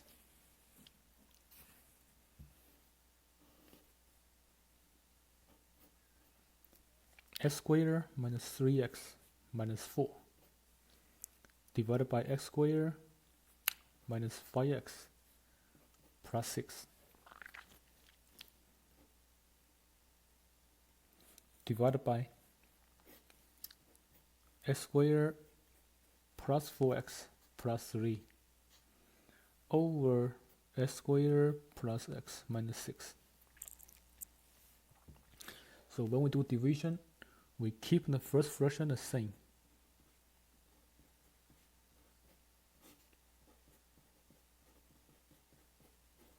Change division to multiplication. Then we flip the second fraction over.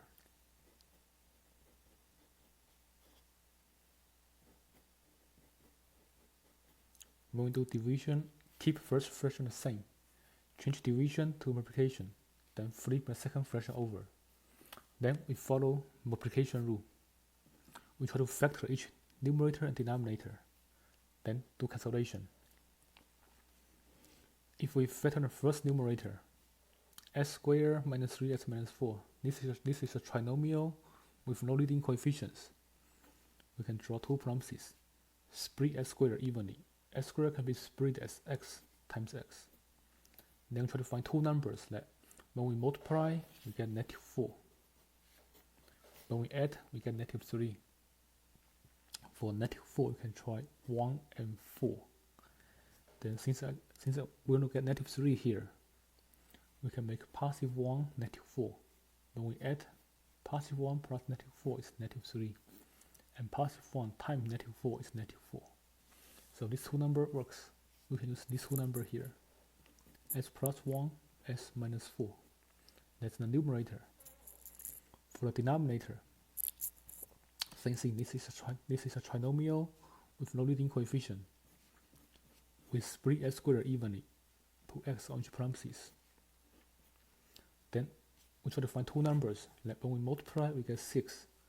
When we add, we get negative 5. For number 6, we can try 2 and 3. Since we're going to get negative 5 here, try negative 2, negative 3. Negative 2 plus negative 3 is negative 5. Negative 2 times negative 3 is 6. Negative 2 times negative 3 is positive 6. So this two number works. Put this two number in the parentheses.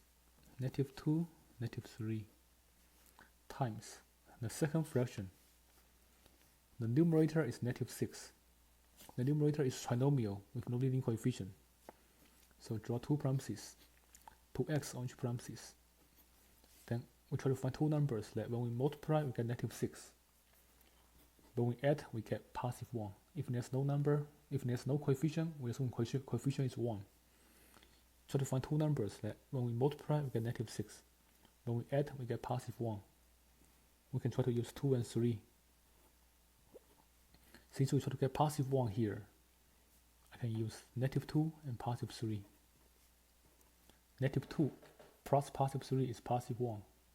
And negative 2 times positive 3 is negative 6. So this two number works. We can use negative 2 and positive 3. For the denominator, again, this is a trinomial with no leading coefficients. We can split x squared evenly.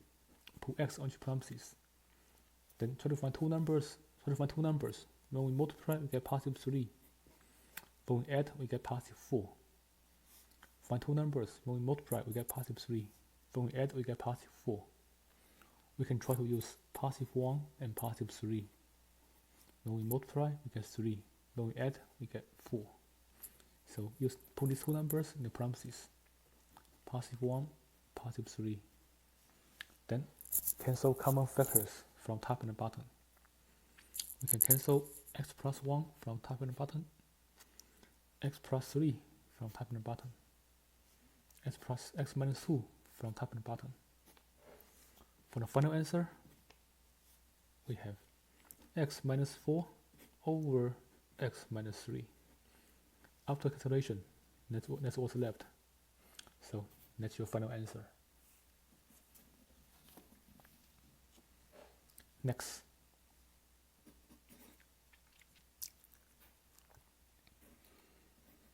Two x plus 2 divided by x squared plus 6x plus 5 over x minus 2. So for number 11, we have a polynomial divided by rational expression Usually we consider polynomial is a whole number. Rational expression is a fraction. When we have a whole number divided by fraction, we first of all put the whole number over 1. We first of all put the whole number over 1 first.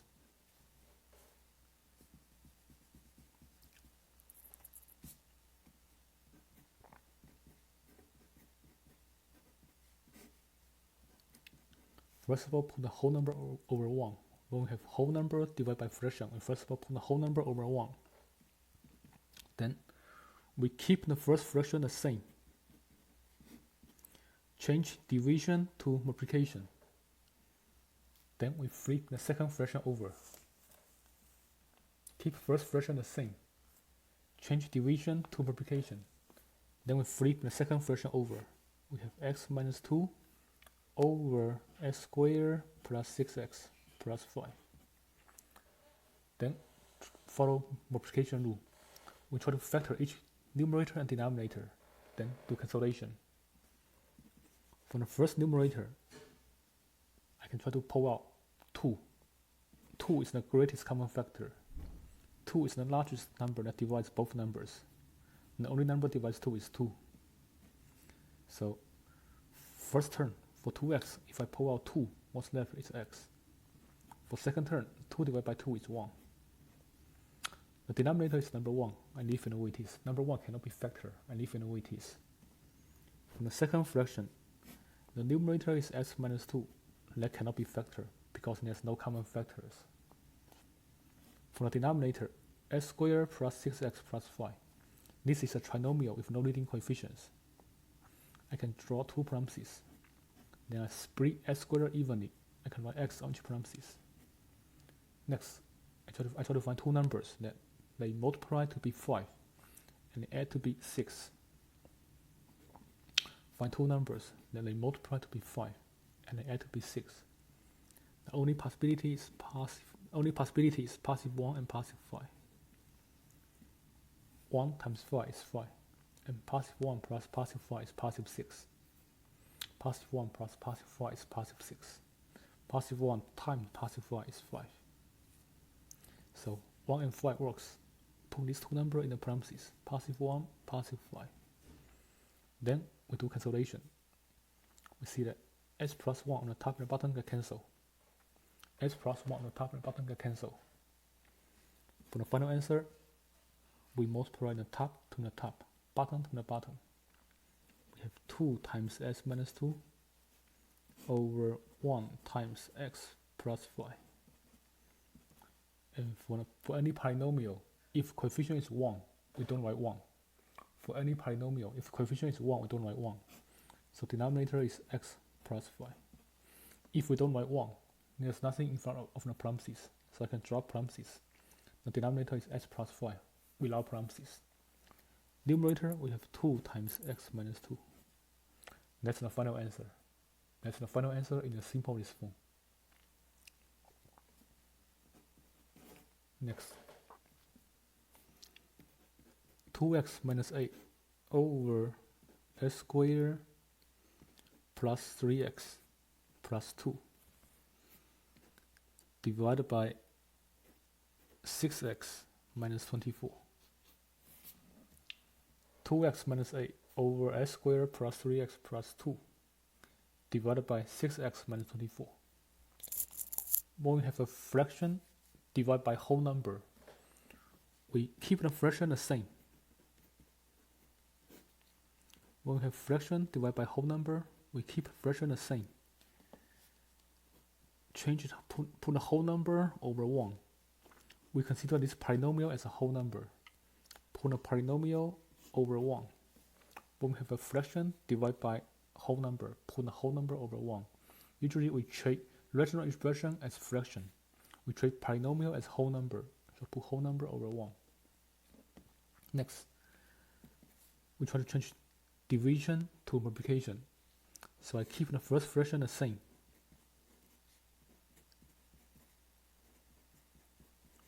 Change division to multiplication. Then I flip the second fraction over.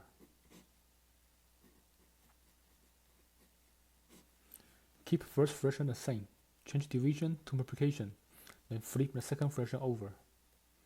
Next, we follow multiplication rule. We factor each numerator and denominator. For the first numerator, if I factor, I can pull out 2. 2 is the largest number that divides both 2 and a. If I pull out 2, from 2x, if I pull out 2, I have an x left. For number a divided by 2 is 4. For the denominator, we have x squared plus 3x plus 2. This is a trinomial with no leading coefficients. So I can draw two parentheses. Split x squared, put it in the parentheses. Next, I try to find two numbers that they multiply to be 2 and they add to be 3. Find two numbers that they multiply to be 2 and they add to be 3. The only possibility is positive 1 and positive 2. When I multiply, I get 2. When I add, I get positive 3. That's the only possibility. Put these two numbers in the parentheses. Positive 1, positive 2.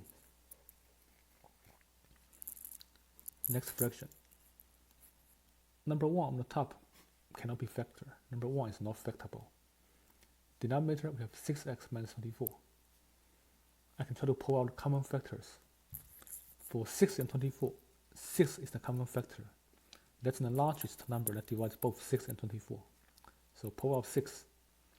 From 6x, if I pull out 6, I have an x left. For 24, I take 24 divided by 6, which is 4. Then I can cancel negative 4 from x minus 4 from top and the bottom. What's left? On the top, 2 times 1 is 2. I multiply straight across, top to the top, and bottom to the bottom. On the top, 2 times 1 is 2. On the bottom, we have this denominator times 6. Since 6 is outside the parentheses, I put it in the front. 6 times s plus 1 times s plus 2. Then, for number 2 and 6, on the top and the bottom, I can try to cancel 2 and 6. For number 2 and 6, I can try to cancel 2 and 6. I can divide both numbers by 2. If I divide both numbers by 2, 2 divided by 2 is 1. 6 divided by 2 is 3. Times s plus 1, s plus 2. That's the final answer. Next, let me show you addition and subtraction of rational expressions.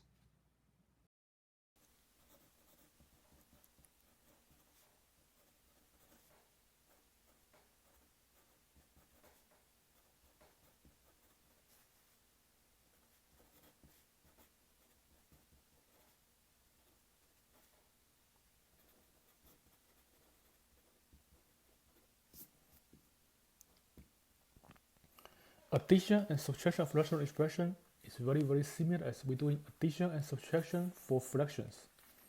Addition and subtraction of rational expression is very similar as we're doing addition and subtraction for fractions, since we treat rational expression as fractions. Let's look at a very simple example. For example, 2 plus 7, 2 over 7 plus 4 over 7. When we are adding two fractions with the same denominator, we keep denominator the same and the numerator. When we are doing subtraction, 5 over 11 plus 2 over 11, we keep denominator the same and the numerator. 5 plus 2 is 7. For subtraction, it's the same. 9 over 13 minus 5 over 13. If two fractions has the same denominator, we keep denominator the same. Subtract the numerator. 9 minus 5 is 4. So doing addition, subtraction for rational expression is very similar as we adding and subtracting fractions. Let's look at a simple example first. S plus 1 over s plus 2 plus x plus 3 over s plus 2. When we are adding fractions with the same denominator,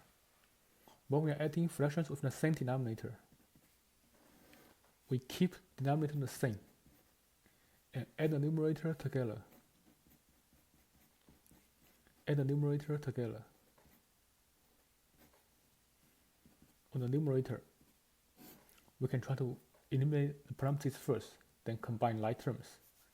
If I eliminate the parentheses, I have s plus 1. If there's nothing in the front, we can drop parentheses without making any change. If there's addition in the front, we can also drop the parentheses without making any change. We have x plus 3 here over s plus 2. Then we can combine like terms. On the top, x plus x is 2x. 1 plus 3 is 4 over x plus 2.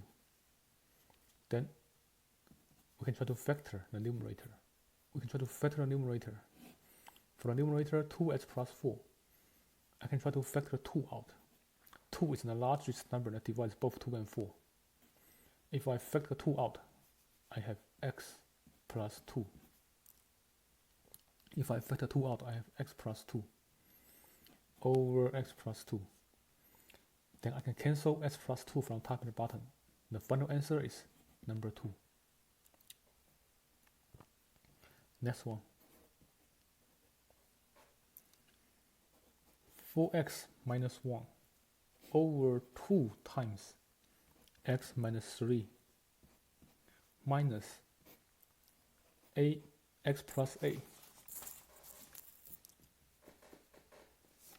minus x plus a over 2 times x minus 3.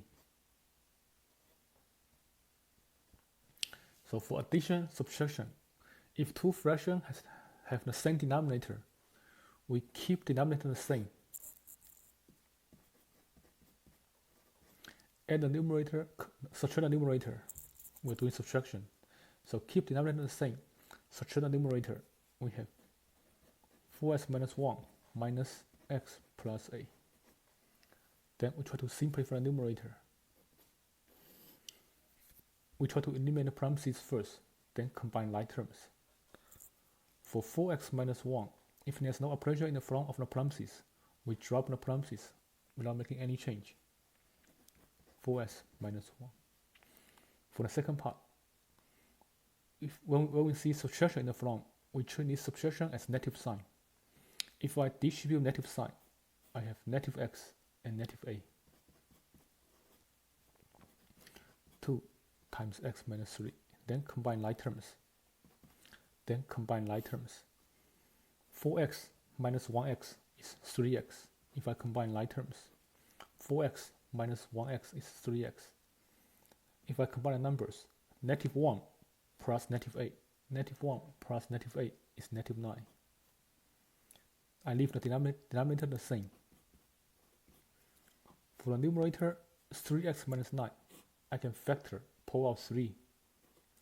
3 is the largest number that divides both 3 and 9. If I pull out 3 from the first term, there's x left. For the second term, 9 divided by 3 is 3.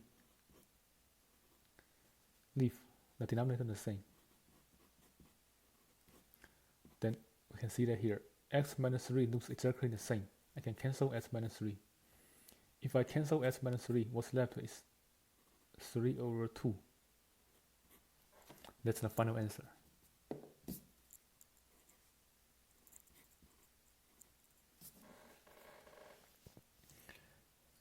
Next, let's look at some example that's a little different. Or if there's a different denominator, how do we add fractions with different denominators? S plus 9 over s squared minus 9 plus 1 over x plus 3. How do we add fractions with different denominator? What should we do here? When we add fractions with different denominator, what should we do? 1 over 6 plus, say, 1 over 2. How do we add fractions with different denominator? we first of all find the least common denominator first. For 6 and 2, the least common multiple is 6. So first fraction has 6 on the bottom, I leave it the same. For the second fraction, if I want to make 2 to be 6, if I want to make 2 to be 6, I need to multiply 2 by 3, then do the same thing to the top. So on the bottom, 2 times 3 is 6. On the top, 1 times 3 is 3. We make them the same denominator. Then I can add the numerator. 1 plus 3 is 4.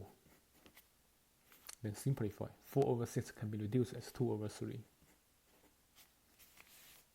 Another example.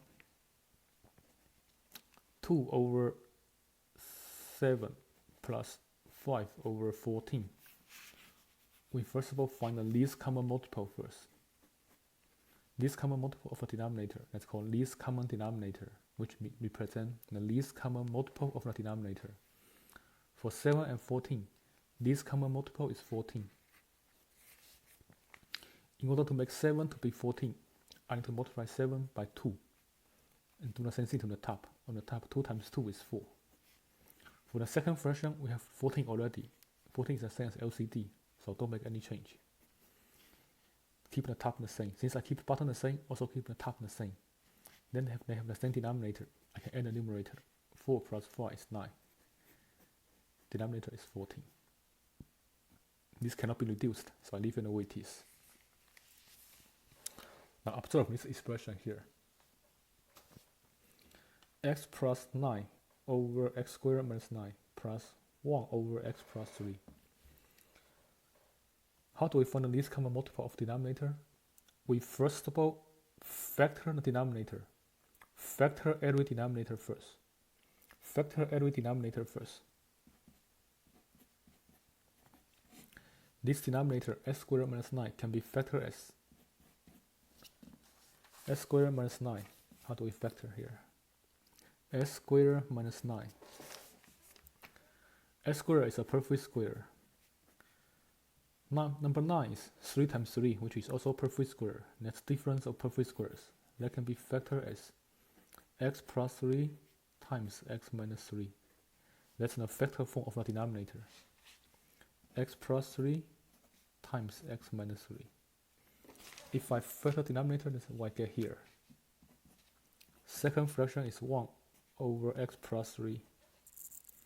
So here, what's the least common denominator? Least common denominator must contain all factors. Least common denominator must contain all factors of the denominator. So here, the least common denominator must contain all factors. We have x plus 3 and x minus 3. The least common denominator must contain all factors of the denominator. X plus 3, x minus 3. So here, if once I find the least common denominator, I try to rewrite every fraction over the least common denominator. I try to rewrite every fraction over the least common denominator. So rewrite every fraction over the least common denominator. For the first fraction, the denominator is the same as the least common denominator, so don't make any change. For the first fraction, its denominator is the same as the least common denominator, so don't make any change. I leave it as x plus 9 over x plus 3 times x minus 3. Don't make any change. For the second fraction, compare the denominator with the least common denominator. If I compare the denominator with LCD, we can see that what's missing is x minus 3. If we compare this denominator with LCD, we can see that what's missing is x minus 3. If I compare this denominator with LCD, we can see that what's missing is x minus 3. So we multiply the missing factor to the top and the bottom.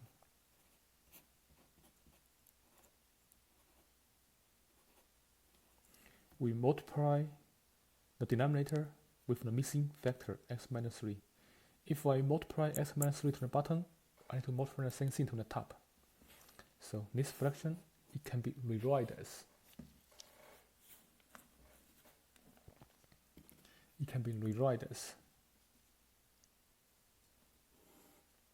x plus 9 over x plus 3 times x minus 3 plus 1 times x minus 3 over x plus 3 times x minus 3. Now they have the same denominator. We can keep denominator and put the numerator together. Keep denominator, put the numerator together. We have x plus 9 plus 1 times x minus 3. Then try to eliminate the parentheses. Then you can try to eliminate the parentheses. For the first fraction, if there's no operation in the front, I can drop the parentheses without making any change. For the second fraction, I can distribute 1 into the parentheses. I have 1 times x is x, 1 times negative 3 is negative 3, over x plus 3 times x minus 3. Then combine like terms. Then we can combine like terms. On the top, x plus x is 2x. 9, positive 9 plus negative 3 is positive 6. If I combine like terms, positive 9 plus negative 3 is positive 6. Leave denominator the same. Now here, if I factor numerator 2x plus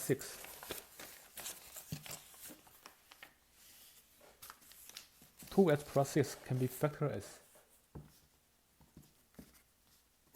2 times x plus 3. For the numerator, I can pull out 2. 2 is the common factor for 2 and 6. That's the largest number that divides both 2 and 6. If I pull out 2, for the first term, if I pull out 2, I have x left. For the second term, if I pull out 2, 6 divided by 2 is 3. That's the numerator. Next, I leave the denominator the same. X plus 3 times x minus 3. Then I can cancel x plus 3 from top and the bottom. Cancel x plus 3 from top and the bottom. After cancellation, what's left is 2 over x minus 3. That's the final answer. Next example, x minus 7 over x squared plus x minus 2 minus 3 over x plus 2. First step, when we're doing addition and subtraction, we try to find the least common denominator first. So factor every denominator first. When we're doing when we're doing addition and subtraction for rational expressions, factor every denominator first. If I try to factor this denominator here, this is a trinomial with no leading coefficient, so I can draw 2 parentheses, find two numbers. When we multiply, we get negative 2. When we add, we get positive 1. Find two numbers. When we multiply, we get negative 2. When we add, we get positive 1. We can use 1 and 2. Negative 1, positive 2. Negative 1 plus positive 2 is positive 1. When I multiply, negative 1 times positive 2 is negative 2. So this two number works. So I can write x minus 1, x plus 2 in the parentheses. That's the factor form of this denominator. Second fraction stays the same. Next, we try to find the least common multiple of the denominator. Let's call LCD. LCD must contain all factors on the bottom. LCD must contain all factors on the bottom. On the bottom, we have x minus 1. We also have x plus 2, only divided once. On the bottom, we have x plus 1. We also have x plus 2. x minus 1, x plus 2, only divided once. Only divide x plus 2 once. That's the least common denominator. Next, we try to rewrite every fraction over the least common denominator. Next, we try to rewrite every fraction over the least common denominator. For the first fraction, since the denominator looks exactly the same as LCD, I don't make any change. Since the denominator looks exactly the same as LCD, I don't make any change.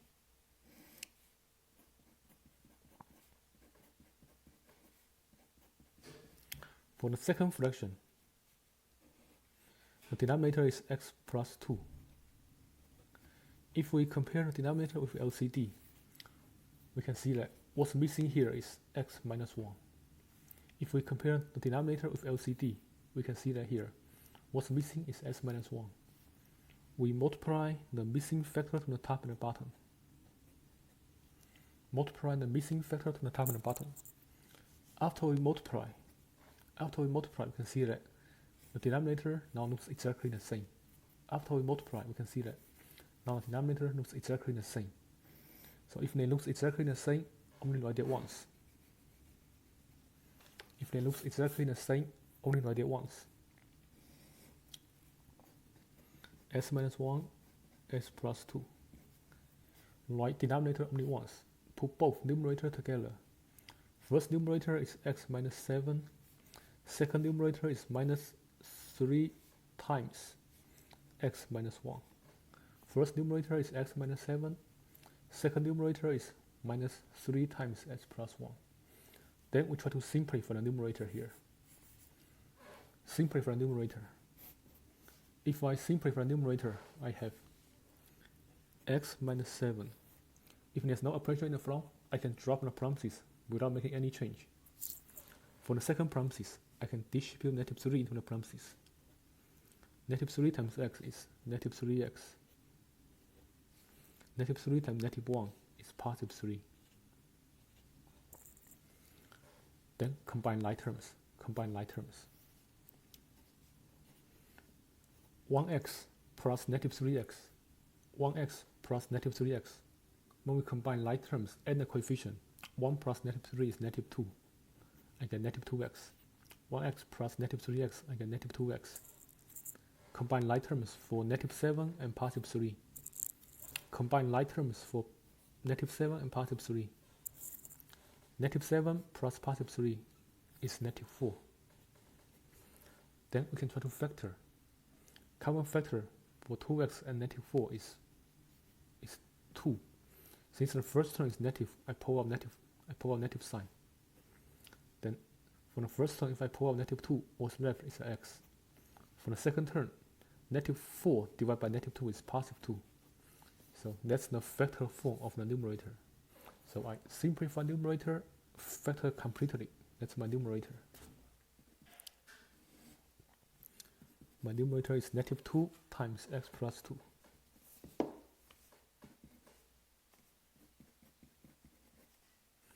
Denominator is x minus 1 times x plus 2. That's my simplified numerator. I simplify numerator and factor completely. I get this numerator. Then I can cancel x plus 2 from top and the bottom. Then I can cancel x plus 2 from the top and the bottom.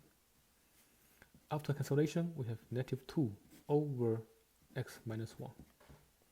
That's the final answer.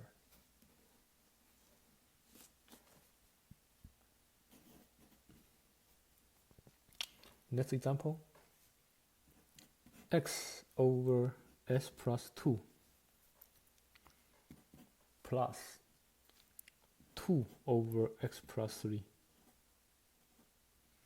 First step, we try to factor each denominator. Then find the common factors. But here, both denominators are not factorable, so we can try to find the least common denominator directly. If both of them cannot be factored, we can try to find the least common denominator directly. Least common denominator must contain every factor on the bottom. Least common denominator must contain every factor on the denominator.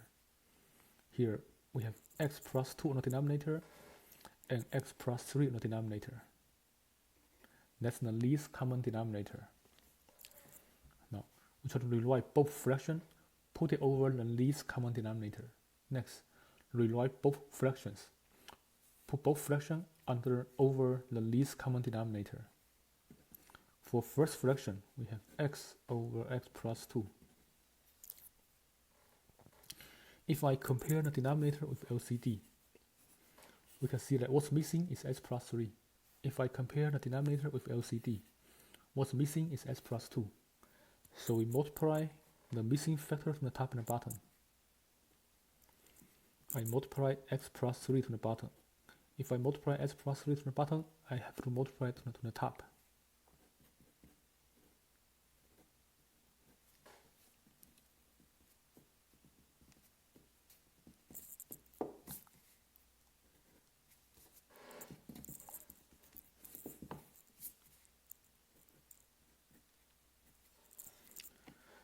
Second fraction, if you compare the denominator with LCD,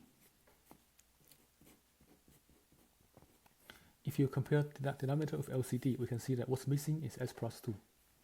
What's missing is s plus 2. So we multiply the missing factor to the top and the bottom. Now after we multiply, now both fractions have the same denominator. After we multiply, both fractions have the same denominator. So only even if the same denominator, only write it once. S plus 2, s plus 3, that's the denominator. For numerator, we put everything together. For numerator, put all numerator together. We have x times x plus 3 plus 2 times x plus 2.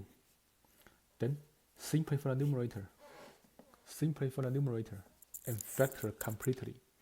Simplify the numerator and factor completely. For this numerator, we have x squared plus 3x.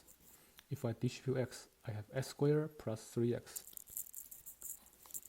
Plus, if I distribute 2, I have 2x plus 4. Then combine like terms. Combine like terms. We have x squared plus 5x plus 4. Combine like terms. 2x plus 3x plus 2x is 5x. Then we can try to factor this trinomial. There's no leading coefficient in the front. I can split s squared, put s on each parenthesis. Then we try to find two numbers that they multiply to be 4, add to be 5. The only possibility is 1 and 4. Positive 1 and positive 4. Positive 1 plus positive 4 is positive 5. And positive 1 plus positive 4. And positive 1 times positive 4 is 4. So this two number works. Put both number in the parentheses. Put positive 1, positive 4 in the parentheses. That's the factor form of the numerator. Put it here. We simplify numerator and factor, we get this. Put it here. We have x plus 1 times x plus 4. That's the factor form of the numerator.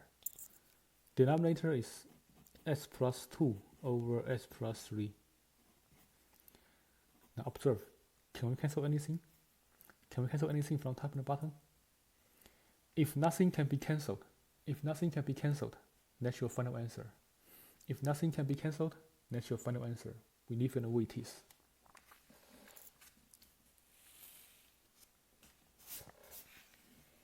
Next. X over x plus 4 minus 3 over x minus 1. So when we try to add or subtract rational expressions, we first of all try to factor the denominator. Here, both denominator cannot be factored. If they both cannot be factored, we can find the least common denominator directly. This common denominator must contain all factors on the bottom. LCD must contain all factors on the bottom. So one of the factor is x plus 4. Another factor is x minus 1. So that's the least common denominator. Compare the first fraction with LCD. Compare the first fraction with LCD. On the denominator, we have s plus 4. What's missing is s minus 1. What's missing is s minus 1. So we multiply the missing factor to the top and the bottom. Multiply the missing factor to the top and the bottom. For the second fraction, if we compare the denominator of LCD, what's missing is s plus 4. What's missing is s plus 4. We multiply by the missing factor from the top and the bottom. Multiply the missing factor from the top and the bottom.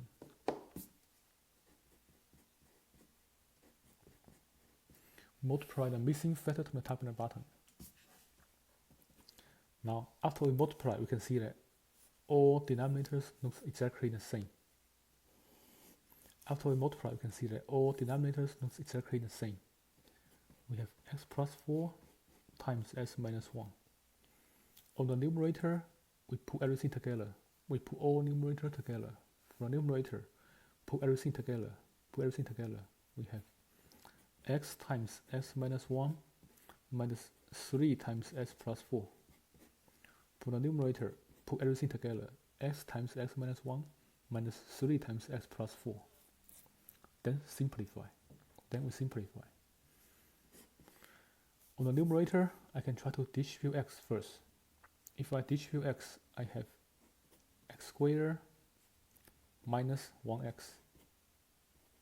X squared minus 1x minus 3x minus 3x minus 12. Then combine like terms.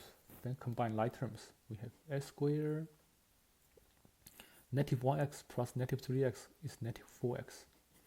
When we combine like term and the coefficient, negative 1 plus negative 3 is negative 4. Leave number 12 the same. Then factor. This is a trinomial with no leading coefficient. I can split x squared, put x on each parenthesis, then find two numbers that they multiply to be negative 12 and add to be negative 4. For number 12, we can try 2 and 6. Positive 2 times negative 6 is negative 12, and positive 2 plus negative 6 is negative 4. Put both numbers in the parentheses, positive 2 minus 6. That's the factor form of the numerator. So we simplify, combine like terms, factor, that's the numerator. Here, the numerator is x plus 2 times x minus 6. The denominator is x plus 4 over s minus 1. If there's a common factor, we cancel common factor. But here, if there's no common factor, we leave it the way it is. If there is common factor, we cancel common factor. If there's no common factor, we leave it the way it is. That's the final answer. If there's no common factor, leave it the way it is. That's the final answer.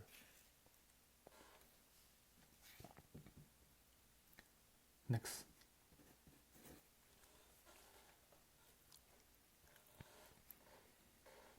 Two over s squared plus 4x plus 3 plus 1 over s squared plus 7x plus 12. When we try to add or subtract rational expressions, always factor the denominator first. When we try to add or subtract rational expressions, always try to factor the denominator first. For the first fraction, if I factor the denominator, this is a trinomial with no leading coefficients. I can write x, I can split x squared, write x on each parenthesis.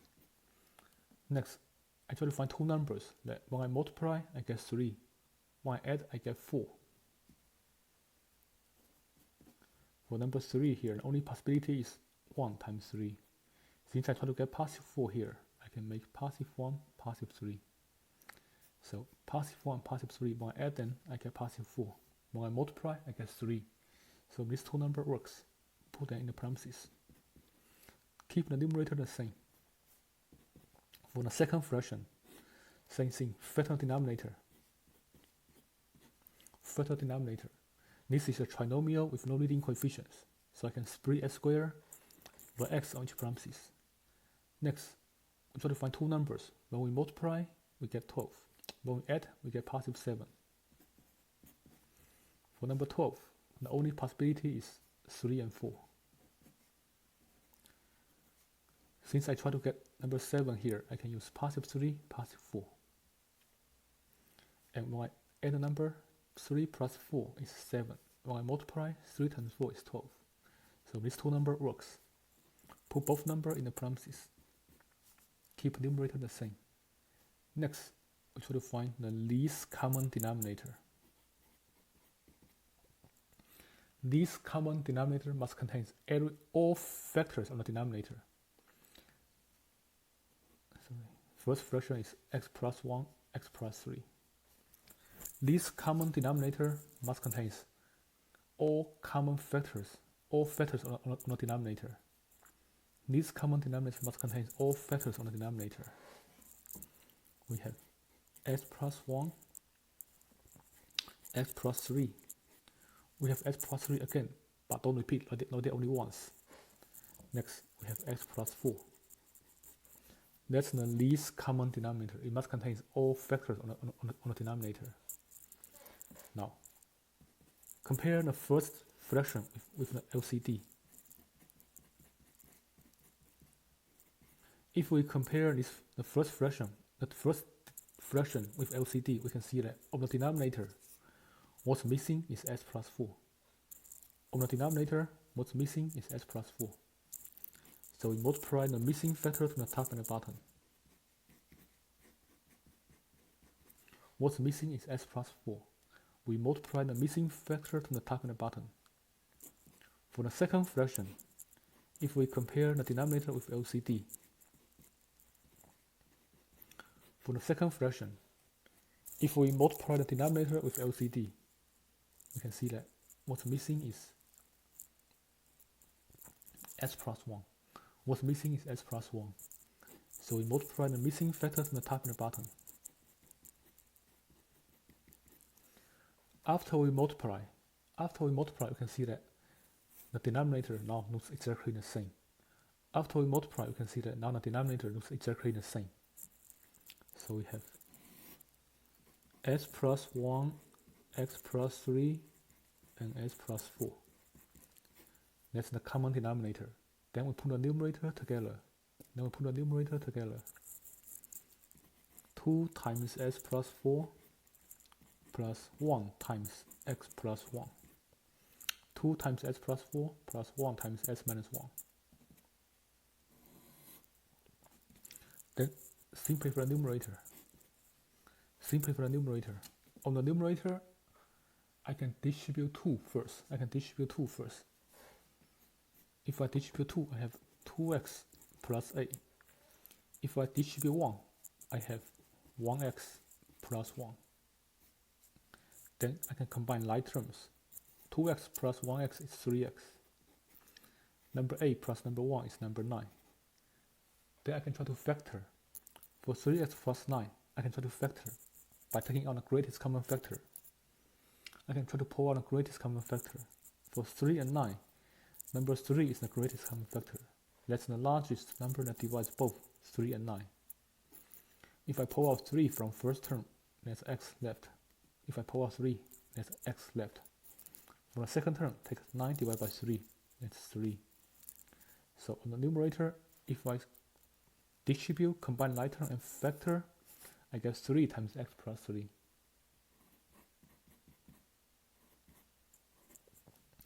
Denominator is s plus 1 times s plus 3 times s plus 4. Now we can see that here, x plus 3 looks exactly the same. X plus 3 looks exactly the same. I can cancel common factor. X plus 3. The final answer is 3 over s plus 1 times s plus 4. That's the final answer.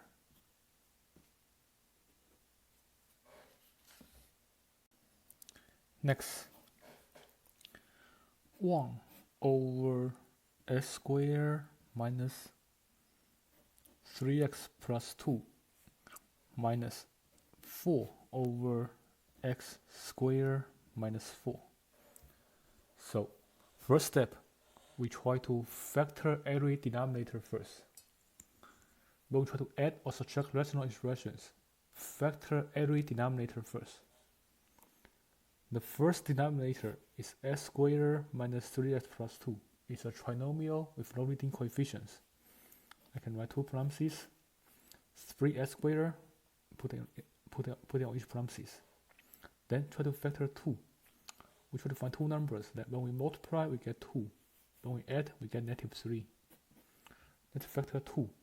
The only possibility is 1 and 2. Since I try to get negative 3 on the middle, I can make negative 1, negative 2. Negative 1 plus negative 2 is negative 3. Negative 1 times negative 2 is positive 2. It's this 2 here. So this 2 number works. Put both numbers in the parentheses. Negative 1, negative 2. Put both numbers in the parentheses. That's the denominator. Leave the numerator the same. Second fraction. The denominator s squared minus 4. This is difference of perfect squares. S squared is a perfect square. Number 4 is 2 square. Number 4 is 2 square. So it can be factored as x plus 2 times s minus 2. S squared is x squared. Number 4 is 2 squared. So use the formula of difference of perfect squares. I get s plus 2 times s minus 2. Leave the numerator the same. Next, find the least common denominator. Next, we try to find the least common denominator. Least common denominator must contain every factor on the bottom. On the bottom, we have x minus 1, x minus 2, x plus 2. We have s minus 2 already, so don't repeat. We have s minus 2 already, don't repeat. That's the least common denominator. Next, compare each denominator with the least common denominator. Find out what's missing. For the first fraction, we have x plus 1 times s minus 2. If we compare the denominator with LCD, what's missing is s plus 2. If I compare the denominator with LCD, we can see that here. What's missing is s plus 2. We multiply the missing factor to the top and the bottom. For the second fraction, if we compare the denominator with LCD, what's missing is s minus 1. If we compare the denominator with LCD, what's missing is s minus 1. We multiply the missing factor to the top and the bottom. Then, when we multiply out, we have exactly the same denominator. When we multiply the denominator, we have exactly the same denominator. So if the denominator is the same, write it only once. S minus 1, S minus 2, S plus 2. If the denominator is the same, write it only once. Then we put both numerator together. We have 1 times S plus 2 minus 4 times S minus 1. Then we simplify the numerator. When we simplify the numerator, distribute 1 first. If I distribute 1, I get x plus 2. Then for the second part, distribute negative 2. I get negative 4x plus 4. Then combine like terms. X by itself is the same as 1x. If we combine like terms, add the coefficient. 1 plus negative 4 is negative 3. 1 plus negative 4 is negative 3. X stays the same. Then add 2 and 4. Number 2 plus number 4 is positive 6. Then factor. For 3 and 6, common factor is 3. Since the first term is negative, I can pull out negative 3. If I pull out negative 3 for the first term, there's x left. For the second term, we take positive 6 divided by negative 3. Positive 6 divided by negative 3 is negative 2. Positive 6 divided by negative 3 is negative 2. So after we simplify the numerator, we have negative 3 times x minus 2. So that's the numerator. Negative 3 times x minus 2. That's the simplified numerator. Denominator stays the same. S minus 1, S minus 2, S plus 2. Then here you can see that S minus 2 looks exactly the same. S minus 2 looks exactly the same. I can cancel S minus 2 from top and bottom. The final answer is -3 on the top over s minus 1 and x plus 2 on the bottom. That's the final answer. That's the final answer. Number 9. 2x over x plus 3 plus 4. 2x over x plus 3 plus 4. First of all, when we have a fraction plus a whole number, we first of all put the whole number over 1. When we have a fraction plus a whole number, we first of all put the whole number over 1. Next, find the least common denominator. Next, we find the least common denominator. Least common denominator must contain all factors on the bottom. Must contain all common factors on the denominator. On the denominator, we have x plus 3 and 1. But the thing is, if I multiply, x plus 3 times 1 is the same as x plus 3. X plus 3 times 1 is the same as x plus 3. So the least common denominator is x plus 3. Every number times 1 is a number itself. The least common denominator is x plus 3. Now, try to rewrite both fraction over the least common denominator. For the first fraction, the denominator is x plus 3. I leave it the same. For the second fraction, I need to make denominator to be x plus 3. So I multiply the bottom by x plus 3. If I multiply the bottom by x plus 3, I need to multiply the same thing to the top. So for the second fraction, I need to make denominator to be x plus 3. In order to make 1 to be x plus 3, I multiply 1 by x plus 3. And whatever I multiply to the bottom, multiply the same thing to the top. Now after we multiply, you can see that for both fractions, the denominator now looks exactly the same. For both fractions, the denominator now looks exactly the same. So if they look exactly the same, only write it once. X plus 3. On the numerator, put everything together. 2x plus 4 times x plus 3. Then we try to simplify this numerator. What do we get here? We have 2x. If I distribute 4, I get 4x plus 3. 4x plus 12. If I distribute 4, I get 4x plus 12. Then combine like terms. 2x plus 4x is 6x. If I factor, for 6x plus 12, if I factor, I can pull out 6. 6 is the greatest common factor. That's the largest number divides both 6 and 12. If I pull out 6, for the first term, if I pull out 6, there's x left. For the second term, if I try to pull out 6, I take 12 divided by 6. 12 divided by 6 is 2. So if I factor the numerator, if I simplify numerator and factor, I get 6 times x plus 2. If I simplify and factor the numerator, I have 6 times x plus 2. So that's the numerator, 6 times x plus 2 over the denominator x plus 3.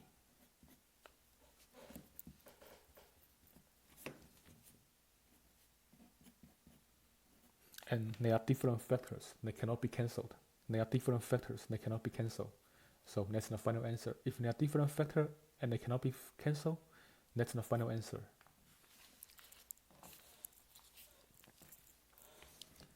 Next,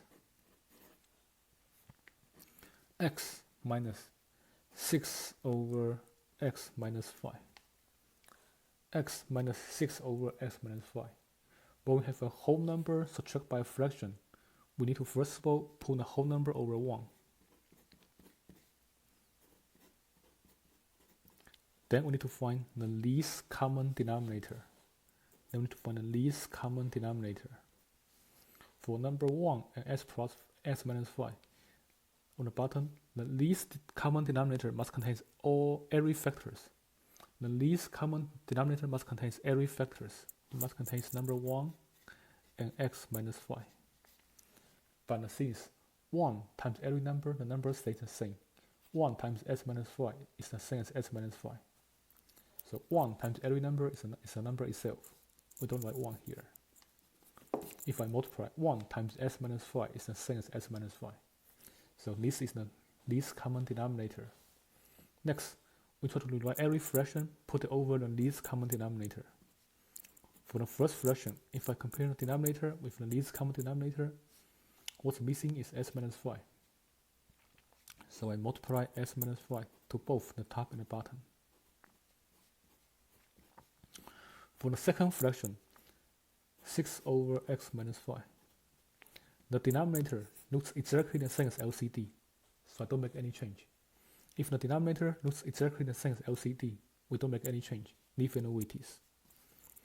Now, after we multiply, we can see that both denominator looks exactly the same. After we multiply, we can see that both denominator looks exactly the same. So the least common denominator is x minus 5. Then we can put it together. For the numerator, put everything together. For the numerator, we put everything together. We have x times x minus 5 minus 6. For the numerator, put everything together. If we put everything together for the numerator, I can distribute x. If I distribute x, I have s squared minus 5x minus 6. If I distribute x, I have s squared minus 5x minus 6. Then I can try to factor this trinomial. This is a trinomial with no leading coefficient. I can put x on each parenthesis. Then try to find two numbers that when we multiply, we get negative 6. When we add, we get negative 5. For negative 6, we can try to use 1 and 5. 1 and 6. We try to use 1 and 6. Since we try to get negative 5 here, I can use positive 1, negative 6. Positive 1 plus negative 6 is negative 5. Positive 1 times negative 6 is negative 6. So these two numbers works. Put both numbers in the parentheses. I have positive 1 minus 6. So after I simplify the numerator and factor, I get this. The numerator, after I simplify and factor, I get x plus 1 times x minus 6. The denominator is x minus 5. Here we see that nothing can be cancelled. Nothing can be cancelled. So we leave it the way it is. That's the final answer. If nothing can be cancelled, we leave it the way it is. That's the final answer. Next, I'll show you how to solve rational equations.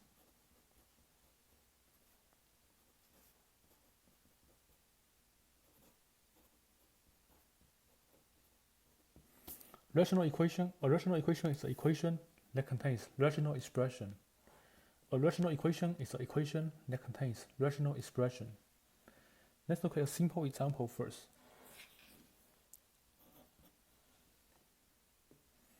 How do we solve this equation? 4 over x minus 4 equal to 3 over x plus 7. When we have a fraction equal to fraction, we can cross multiply. That's a special case. When we have a fraction equal to fraction, we can cross multiply. If I cross multiply, I have 4 times x plus 7 equal to 3 times x minus 4. That's a special case. When we have a fraction equal to fraction, we can cross multiply. 4 times x plus 7 equal to 3 times x minus 4. Then I can simplify. Distribute 4, I get 4x plus 28. On the other side, distribute 3, I get 3x minus 12. Then solve the equation for x. I can subtract 3x from both sides. On the right side, 3x and negative 3x can cancel. On the left side, 4x and negative 3x, if I combine like term, I get 1x. 28 stays the same, and negative 12 on the right side. Then I try to get x by itself. Subtract 28 from both sides. Negative 28, positive 28 can cancel. On the right side, negative 12 plus negative 28. if we combine like terms, they have the same sign. Keep the sign, add the magnitude. 12 plus 28 is 40. So the answer is s equal to 40. For rational equation, be very, very careful. We need to make sure this answer doesn't make the denominator equal to 0. If this answer makes the denominator equal to 0, this is not a solution. If this answer makes the denominator equal to 0, this is not a solution. We have to reject this solution. But here, when s is negative 40 minus 4 is not 0. Negative 40 plus 7 is also not 0. So this is solution. Answer is negative 40. The answer is negative 40. Next.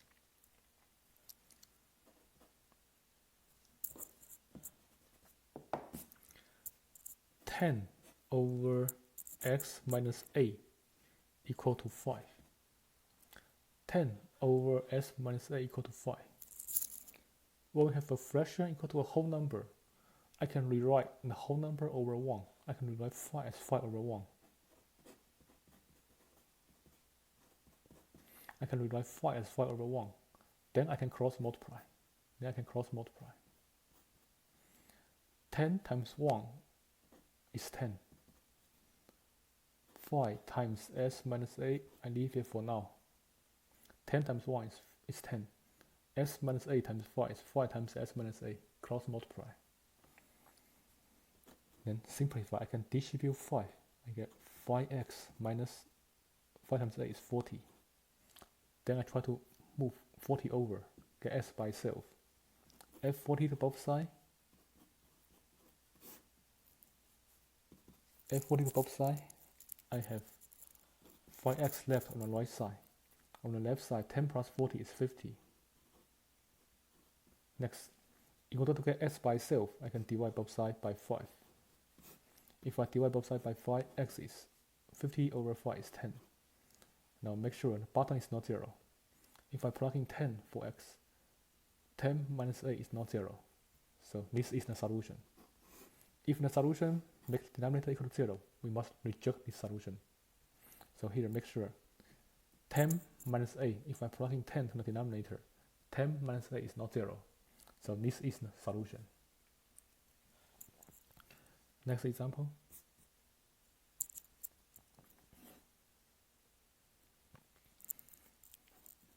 (5 over x plus 1 equal to 3 minus 7 over x plus 1).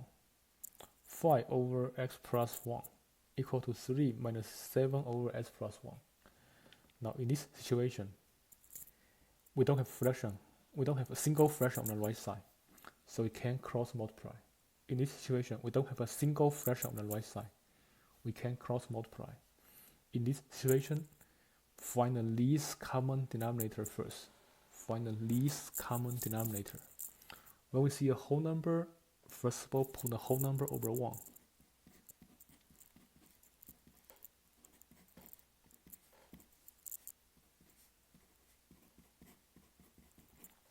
Then try to find the least common denominator. Least common denominator must contain every factors. Least common denominator must contain every factors. So we have s plus 1 and 1. We have s plus 1 and 1.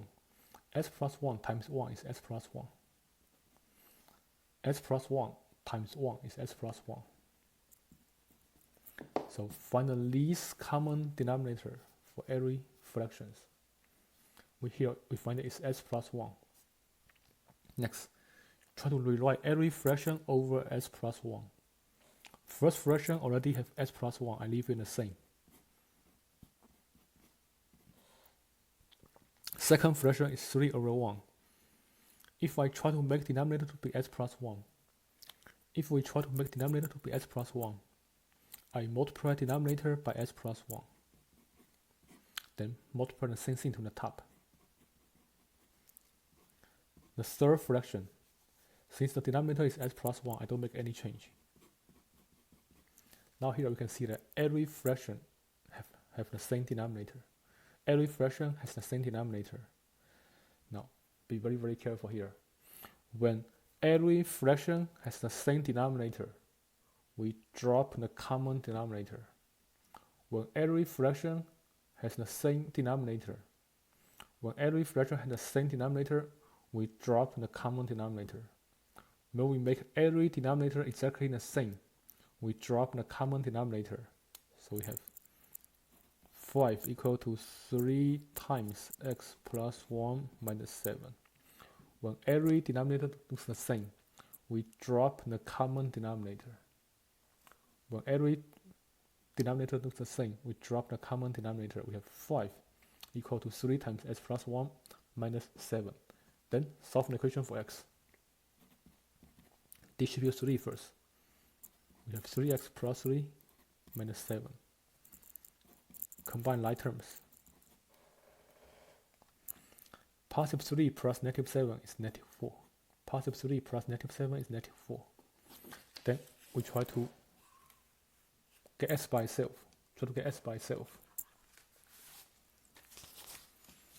5 equal to 3x minus 4.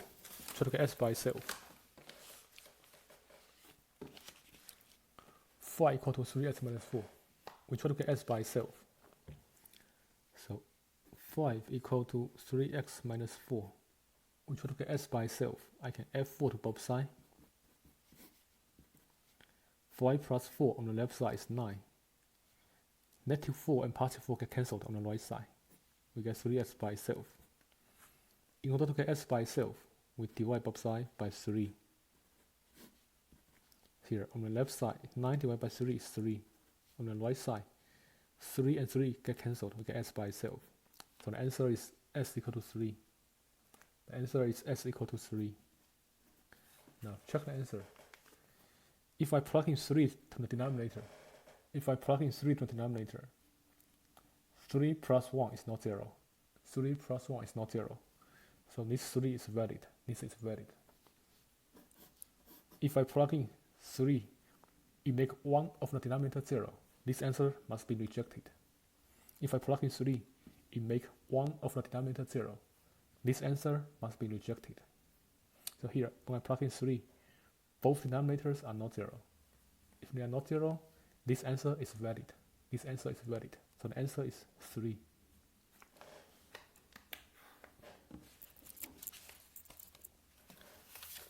Next.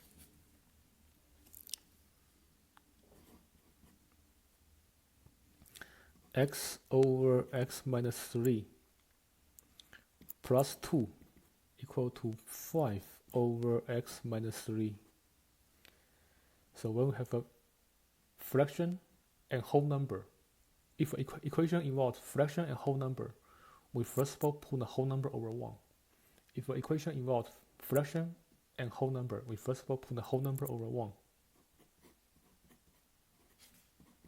Number 2 can be rewritten as 2 over 1. Number 2 can be rewritten as 2 over 1. Then next we find the least common denominator. Least common denominator must contain every factor on the denominator. Least common denominator must contain every factor on the denominator. Here the factor on the denominator is x minus 3, 1, and s minus 3.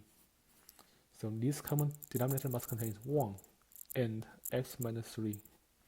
And we know that 1 times s minus 3 is the same as s minus 3. We don't write 1 in general. 1 times s minus 3 is the same as s minus 3. We don't write 1 in general. So we have x minus 3 as the least common denominator. Next, try to rewrite every fraction over the LCD. Next, try to rewrite every fraction over the least common denominator. First fraction, I leave it the same. Second fraction, we have 2 over 1. If I try to make 1 to be the same as s minus 3, I need to multiply 1 by x minus 3 and do the same thing to the top. Whatever we multiply to the bottom, we have to multiply the same thing to the top. The third fraction already has s minus 3 on the bottom, so don't make any change. Now, if we multiply, we can make every denominator look exactly the same. If we multiply the denominator, we can make every denominator look exactly the same. For rational equation, if we can make all denominator look the same, we are allowed to drop the common denominator.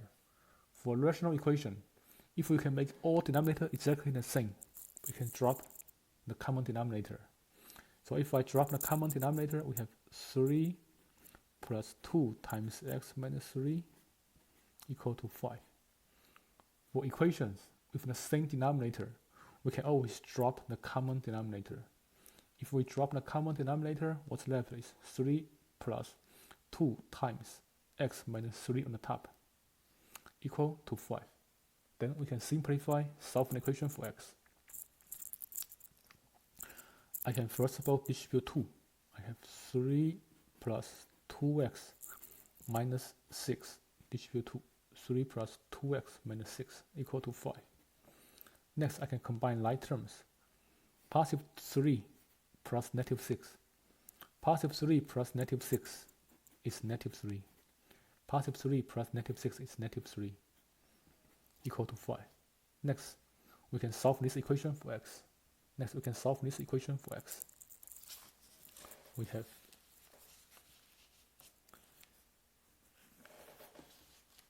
2x minus 3 equal to 5.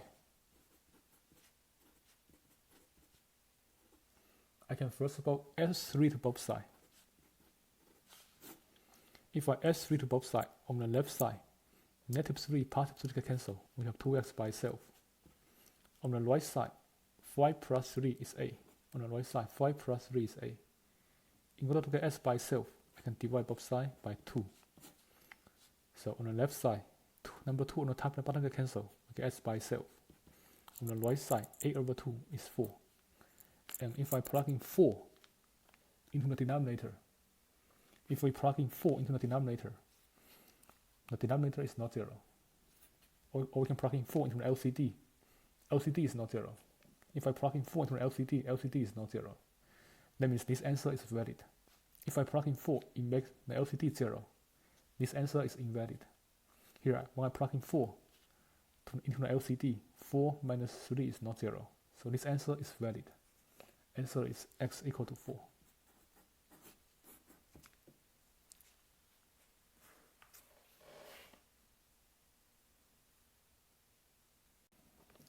Next, 4 over x plus 5 plus 5 over s minus 2 equal to 1. First step, we rewrite the whole number over 1. First step, if an equation involves fractions, we must rewrite every term as a fraction first. 4 over s plus 5 plus 5 over s minus 2, rewrite number 1 as 1 over 1. Next, we find the least common denominator. Least common denominator must contain every factor of the denominator. Least common denominator must contain every factor of the denominator. We have x plus 5 times s minus 2 times 1. But every number times 1 is a number itself. Every number times 1 stays the same. Every number times 1 stays the same. So we don't need 1 here. If denominator is 1, we don't need 1 here. So this is the least common denominator. We try to make every denominator look the same. Look the same as the least common denominator. For the first fraction, if we compare the denominator with LCD, what's missing is s plus 2. So we multiply the missing factor to the top and the bottom. Second fraction, if we compare the denominator with LCD, what's missing is s plus 5. We multiply the missing factor to the top and the bottom. The third fraction, the denominator is 1. If we try to make denominator the same as LCD, both factors are missing. So I multiply the top and the bottom by the missing factor, multiplied by s plus 5, x minus 2, since they are both missing. I multiply top and the bottom by s plus 5, s minus 2. Then after we multiply, we can see that every denominator looks exactly the same. After we multiply, we can see that every denominator looks exactly the same. When every denominator looks exactly the same, we can drop the common denominators. For any rational equation, when we make every denominator looks exactly the same, we can drop the common denominators. For any rational equation, if we make denominator looks exactly the same, we can drop the common denominators. So we have, what's left is 4 times s minus 2 plus 5 times s plus 5 equal to 1 times x plus 5 times s minus 2. So if we drop the common denominator, that's what's left. 4 times s minus 2 plus 5 times s plus 5 equal to 1 times s plus 5 times s minus 2. And we know that when the coefficient is 1, for any polynomial, when the coefficient is 1, we don't need to write 1. For any polynomial, when the coefficient is 1, we don't need to write 1. Next, we simplify each term individually. Simplify each part individually. For the first part, I can distribute 4. If I distribute 4, I have 4x minus 8. For the second part, if I distribute 5, I have 5x plus 25. Last part, distribute. If I distribute x, I have s squared minus 2x. If I distribute 5, I have 5x minus 10. We distribute every term in the first parenthesis into every term in the second parenthesis. I first of all take x times x, take x times negative 2, then I take 5 times x, take 5 times negative 2. Distribute every term in the first parenthesis into every term in the second parenthesis. That's what I get here. Next, we try to combine like terms. On the left side, 4x plus 5x, if I combine like term, I get 9x. 4x plus 5x is 9x. We add a coefficient. Next, combine the constants, combine the numbers. Negative 8 plus 25. Negative 8 plus 25, when I combine like terms, negative 8 plus 25 is positive 17. On the right side, if we combine like terms, we have s squared, negative 2x plus 5x. Negative 2x plus 5x, if I combine like term, add a coefficient. Negative 2 plus 5 is positive 3x minus 10. Next, this is a quadratic equation. We try to move everything to one side. Make one side of an equation 0. This is a quadratic equation. This is a second degree equation. We try to move everything to one side. Make the other side 0. I can try to subtract 9x from both sides. If I subtract 9x from both sides, on the left side, positive 9x and negative 9x get cancelled. We get 17 by itself. On the right side, x squared stays the same. Positive 3x and negative 9x, if I combine like terms, positive 3 plus negative 9 is negative 6x minus 10. Then I can subtract 17 from both sides. On the left side, positive 17 and negative 17 get cancelled. We get 0. On the right side, we have x squared minus 6x, positive 10, negative 10 plus negative 17, negative 10 plus negative 17. Follow addition rule. Negative 10 plus negative 17 is negative 27. Then I can solve this equation by factoring.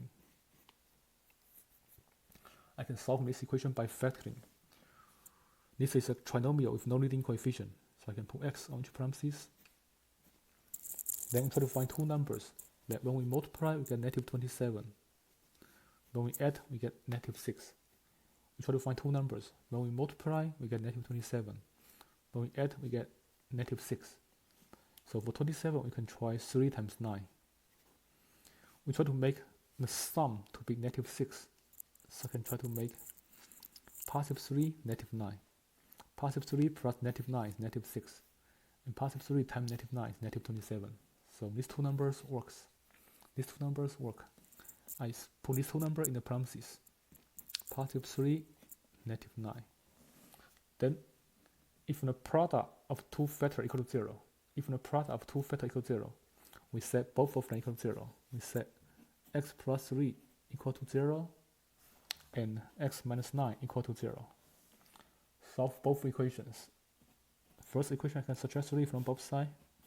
I get s equal to negative 3. Solve the second equation. I add 9 to both sides. I get s equal to positive 9. Now let's check.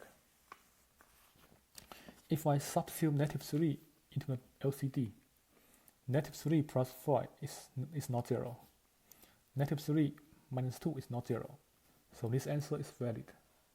If I plug in negative 3 and make LCD 0, then this answer is invalid. Here I plug in negative 3. Negative 3 plus 4 is not 0. Negative 3 minus 2 is also not 0. So this answer is valid. If I plug in 9, 9 minus 5 is not 0. 9 minus 2 is also not 0. So 9 is also valid. So the solution is either s equal to negative 3 or s equal to 9. There are two solutions. It's either s equal to negative 3 or s equal to 9.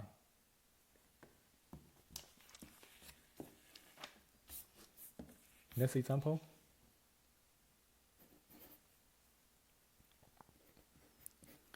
(2x over x plus 3 minus 2 over x minus 4 equal to 3.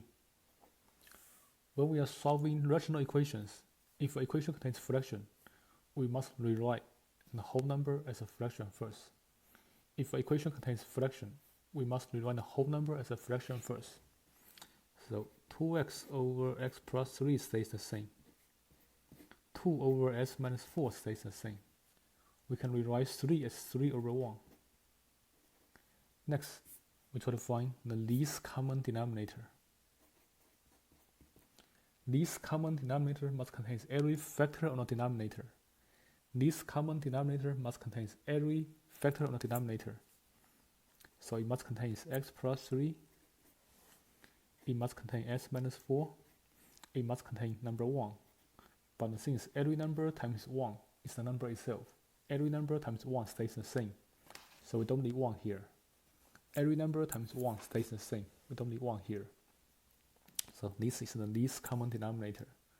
Next, we try to rewrite every fraction over the least common denominator. First fraction is 2x over x plus 3. If we compare the denominator with LCD, we can see that what's missing is s minus 4. What's missing is s minus 4. We multiply the missing factor to the top and the bottom. Multiply the missing factor to the top and the bottom. Second fraction, we have 2 over s minus 4. If we compare the denominator with LCD, what's missing is s plus 3. If we compare the denominator with LCD, we can see that here, what's missing is s plus 3. We multiply the missing factor to the top and the bottom.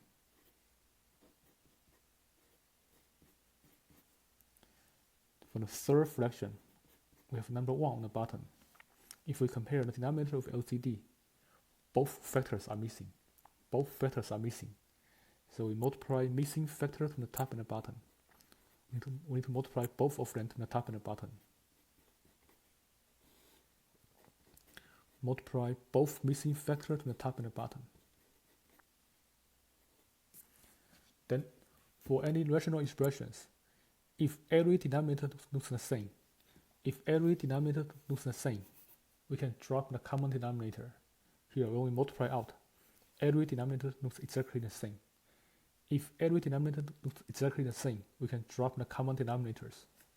So after we drop the common denominator, what's left is 2x times s minus 4. For the first term, what's left is 2x minus s, 2x times s minus 4. For the second term, we have 2 times x plus 3. For the third term, we have 3 times x plus 3 times x minus 4. For the third term, we have 3 times x plus 3 times s minus 4. Then we try to distribute and combine like terms. Next, we try to distribute and combine like terms. So I first of all distribute 2x. If I distribute 2x, I have 2x squared minus ax. If I distribute 2x, I have 2x squared minus ax. If I distribute 2 here, I have 2x minus 6. On the right side, 3 times s plus 3, s minus 4. We can try to simplify the parentheses first. Simplify these parentheses first. How do we simplify the parentheses here? We have x plus 3, s minus 4. Multiply these 2 parentheses first. If I multiply these 2 parentheses, I have x squared minus 4x plus 3x minus 12. Distribute x and distribute 3. I have s squared minus 4x plus 3x minus 12. Then combine like terms. We have s squared minus 1x minus 12. That's what we have after we multiply these 2 parentheses.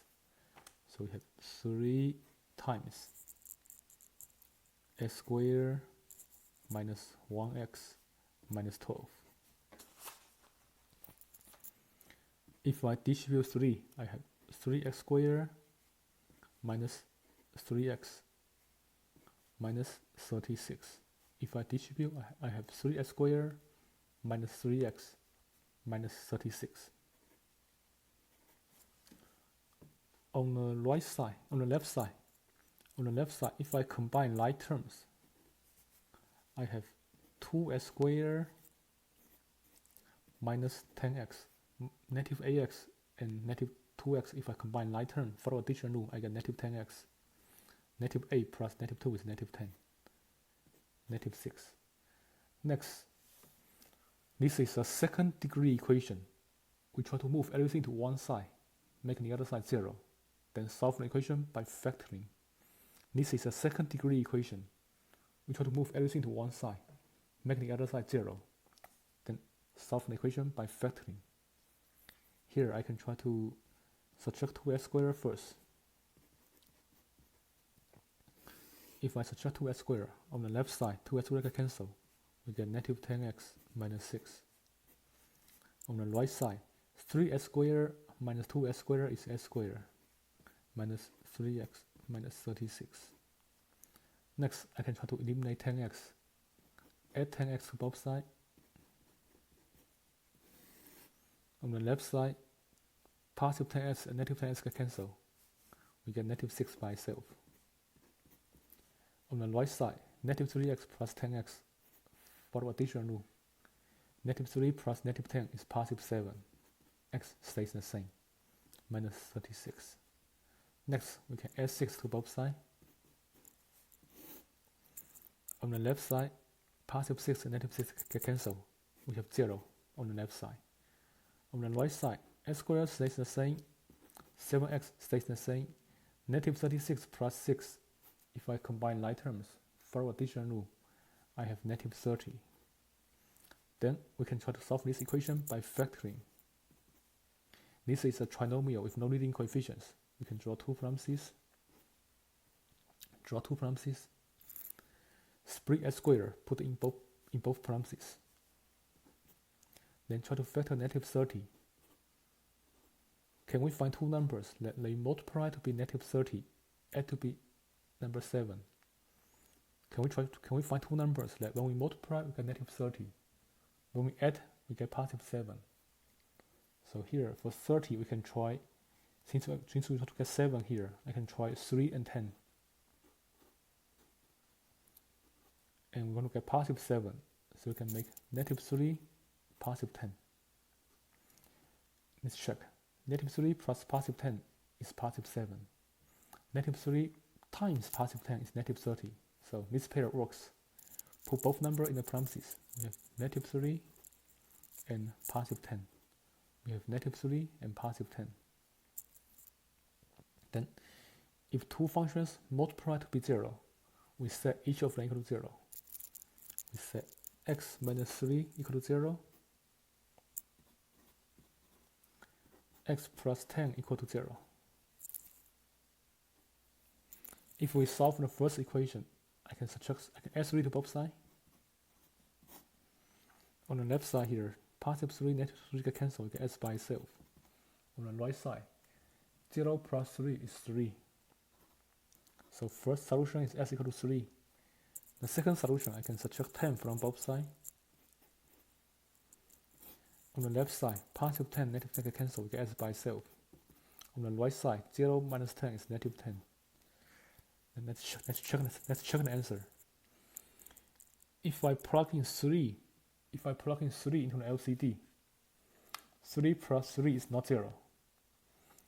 If I plug in 3 here, 3 minus 4 is also not 0. So this answer is valid. If I plug in 3, you make one of them 0. Then this answer is invalid. You must reject the answer. Here when I plug in 3 plus 3 is not 0.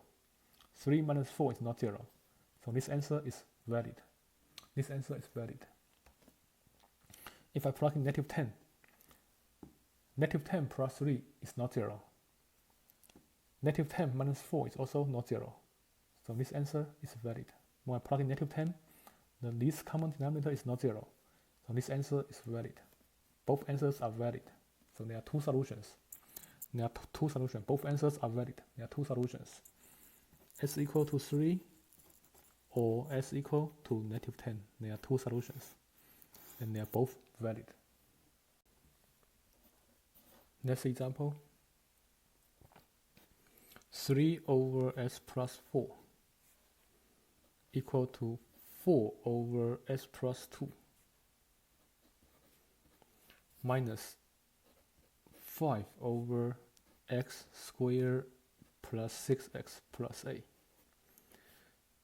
So when we are solving rational equation, try to find the least common denominator first. In order to find the least common denominator, we have to factor every denominator if possible. In order to find the least common denominator, we have to factor every denominator if possible. So first denominator, s plus 4, this is not factorable, we leave it the way it is. Second denominator is s plus 2. This is not factorable, we leave it the way it is. Third fraction, the denominator is s squared plus 6s plus a. This is factorable. We can try to factor this. It's a trinomial and there's no leading coefficient. We can split s squared, write it as x times x. Split s squared, write it as s times x. Next, we try to find two numbers that when we multiply, we get a. When we add, we get 6. Find two numbers that when we add them, we get positive a.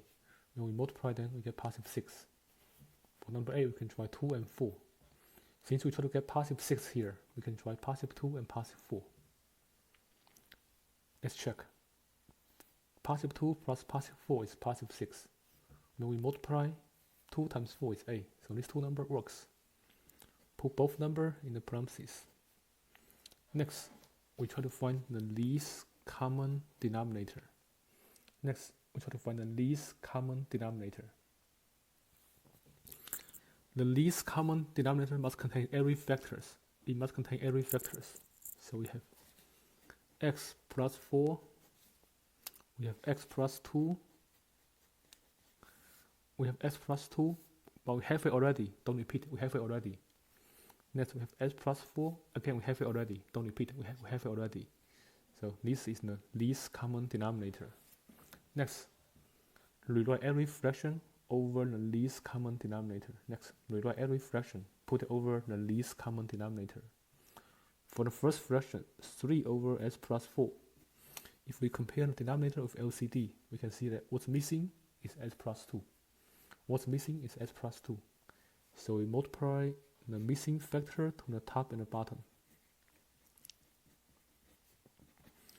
For the second fraction, we have 4 over s plus 2. If we compare the denominator of LCD, we can see that what's missing is s plus 4. What's missing is s plus 4. We multiply the missing factor to the top and the bottom. Multiply the missing factor to the top and the bottom. For the third fraction, 5 over s plus 2 times s plus 4. If we compare the denominator with LCD, we can see that it looks exactly the same. So don't make any change. If it looks exactly the same, we don't make any change. If the denominator looks exactly the same as LCD, don't make any change. Leave it the way it is. Now, if we multiply the denominator, we can see that every denominator looks exactly the same. For rational equations, if every denominator looks exactly the same, we can drop common denominators. For rational equation, if every denominator looks exactly the same, we can drop the common denominators. If we drop the common denominator, what's left is 3 times s plus 2 equal to 4 times s plus 4 minus 5. If we drop the common denominator, what's left is 3 times s plus 2 equal to 4 times s plus 4 minus 5. Then solve the equation for x. Then we solve the equation for x. I can distribute 3 first. If I distribute 3, I get 3x plus 6. Next, I distribute 4. If I distribute 4, I get 4x plus 16 minus 5. Then I can combine like terms.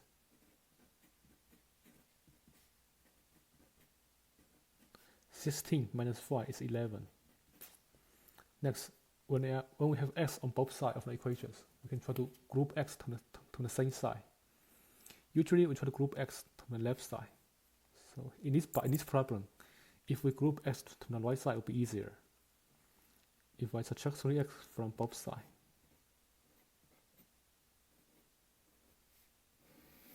on the left side, 3x get cancelled. Positive 3x, negative 3x get cancelled. We have number 6 by itself. On the right side, 4x minus 3x. 4 minus 3 is 1. If I combine like terms, positive 4 plus negative 3 is 1. I get 1x. 1x is the same as x. Since I get x here, that's why I say it's easier to group x to the right side. But in general, group x to the left side.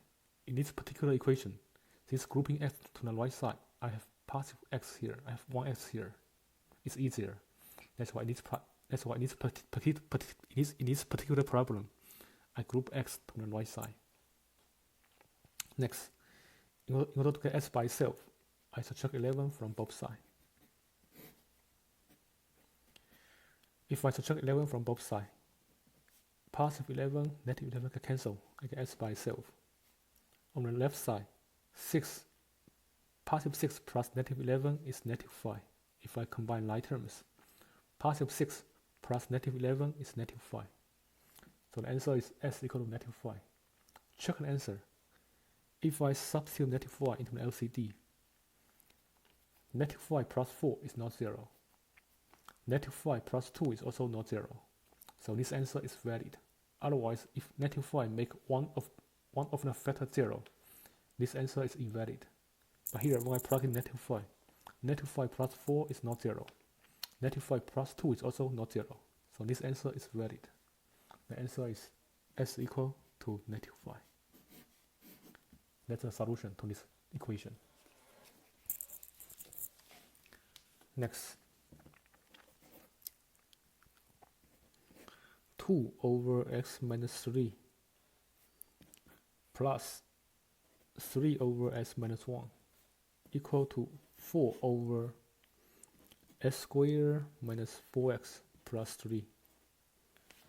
2 over s minus 3 plus 3 over s minus 1 equal to 4 over s squared minus 4x plus 3. When we are solving rational equations, we try to find the least common denominator first. In order to find the least common denominator, we must factor every denominator first. So let's factor every denominator first. For the first fraction, 2 over x minus 3, this denominator cannot be factored, so I leave it the way it is. Second fraction, 3 over s minus 1. This denominator cannot be factored, I leave it the way it is. For the third fraction, we have x squared minus 4x plus 3 on the bottom. This is a trinomial with no leading coefficient. It's factorable. Let's factor the denominator. S squared can be split as x times x. Next, I try to find two numbers that when I multiply, I get 3. When I add, I get negative 4. we try to find two numbers that when we multiply, we get 3. When we add them, we get -4. We can try to use 1 and 3. Since I try to get -4 here, I make -1, -3. Let's check. -1 plus -3 is -4. -1 times -3 is +3. So this two number works. Put both numbers in the parentheses. Next, we try to find the least common denominator. Least common denominator must contain every factor of the denominator. Least common denominator must contain every factor of the denominator. So we have x minus 3, x minus 1, x minus 1 we have it already, x minus 3 we have it already. So this is the least common denominator. Next, we try to rewrite every fraction over the least common denominator. Next, try to rewrite every fraction over the least common denominator. For the first fraction, 2 over x minus 3. If we compare the denominator of LCD, we can see that what's missing here is x minus 1. So we multiply the missing factor to the top and the bottom. Second fraction, 3 over x minus 1. If we compare the denominator with LCD, we can see that what's missing is x minus 3. So we multiply the missing factor to the top and the bottom. The third fraction, if we compare the denominator with LCD, nothing is missing. It looks exactly the same. If we compare the denominator with LCD, it looks exactly the same. If it looks exactly the same, we leave it the way it is. If the denominator looks exactly the same as LCD, we leave it the way it is. Now, we can see that if I multiply the denominator, we get the same denominator everywhere. If we multiply, we get the same denominator everywhere. For any rational expression, if the denominator looks exactly the same, we can drop the common denominator. For any rational expression, if the denominator looks exactly the same, we can drop the common denominator. So here we can drop the common denominator. We have 2 times x minus 1 plus 3 times x minus 3 equal to 4. If we drop the common denominator, we have 2 times x minus 1 plus 3 times x minus 3 equal to 4. Then we can solve the equation for x. If I distribute 2, I have 2x minus 2.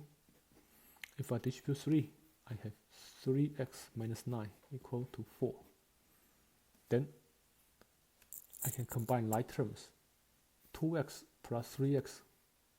If I add the coefficient, 2 plus 3 is 5. I get 5x.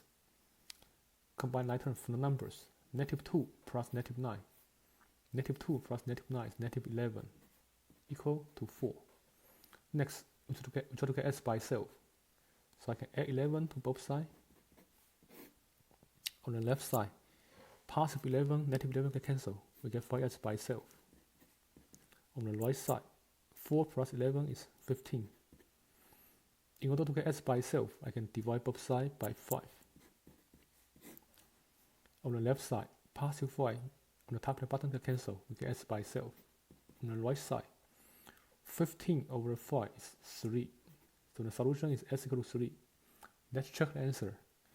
If I substitute 3 into the LCD, 3 minus 3 is 0.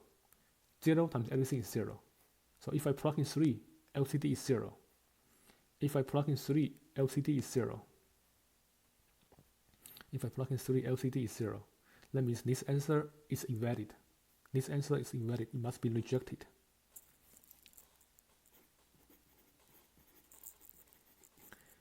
If I substitute 3 into the LCD, it's 0.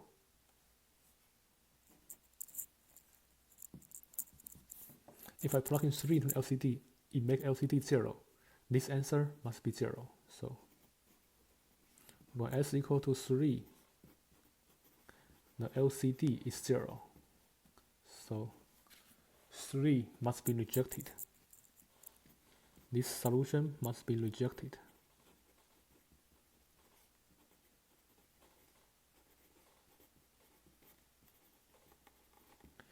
If there's only one solution, and this solution is rejected. That means this equation has no solutions.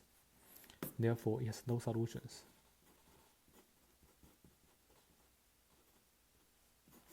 This equation has no solution. We only find one solution, and this solution makes LCD 0. It will be rejected. If we only find one solution and it's rejected, there's no solution. If we only find one solution and it's rejected, that means this equation has no solutions. Next, 2x over x plus 3 minus x over x minus 5 equal to 48 over x squared minus 2x minus 15. When we are solving rational equations, we need to find the least common denominator. In order to find the least common denominator, we need to factor every denominator first. First denominator is x plus 3. It cannot be factored. First denominator is x plus 3. This is not factorable, so I leave it the way it is. Second denominator is x plus 5. Again, it's not factorable. I leave it the way it is. Third fraction, the denominator is a trinomial with no leading coefficient. I can try to factor this denominator. X squared can be factored as x times x. If I split x squared, I can make x times x. Next, I try to find two numbers that when I multiply, I get negative 15. When I add, I get negative 2. For 15, we can try 3 times 5. Since we're going to get negative 2 here, we can make positive 3, negative 5. Put both numbers in the parentheses. Positive 3, negative 5. Next, we can try to find the least common denominator. Least common denominator must contain every factor on the denominator. Least common denominator must contain every factor on the denominator. We have x plus 3, s minus 5, s plus 3, s minus 5. Next, we need s plus 3. S plus 3, we have it already. Don't repeat. Next, we need s minus 5, which also have it already. Don't repeat. So this is the least common denominator. Next, try to make every fraction over the least common denominator.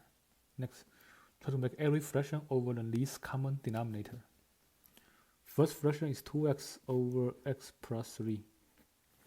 In order to make denominator the same as LCD, we multiply the denominator by what's missing.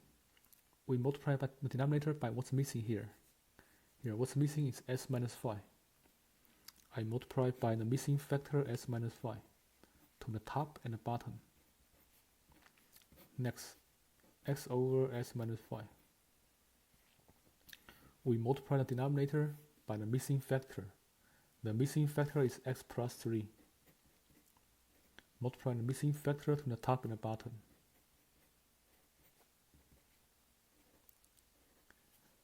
Last term. The denominator looks exactly the same as LCD, so don't make any change. The last term. When the denominator looks exactly the same as LCD, don't make any change. Leave it the way it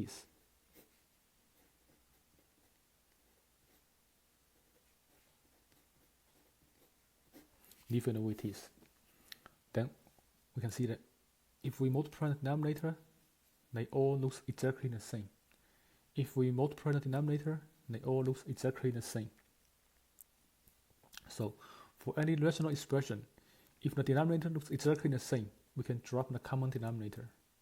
For any rational equation, if the denominator looks exactly the same, we can drop the common denominators. So in this problem, if we drop the common denominator, what's left is 2x times s minus 5 minus x times x plus 3 equal to 48. If we drop the common denominator, what we have is 2x times s minus 5 minus x times x plus 3 equal to 48. Next, we need to solve an equation for x. Distribute first. Let me distribute first. If I distribute 2x, I have 2s squared. Distribute 2x times negative 5 is negative 10x. 2x times negative 5 is negative 10x. X times x is negative x squared. Negative x times 3 is negative 3x, equal to 48. Next, we can combine like terms. 2x squared minus 1x squared.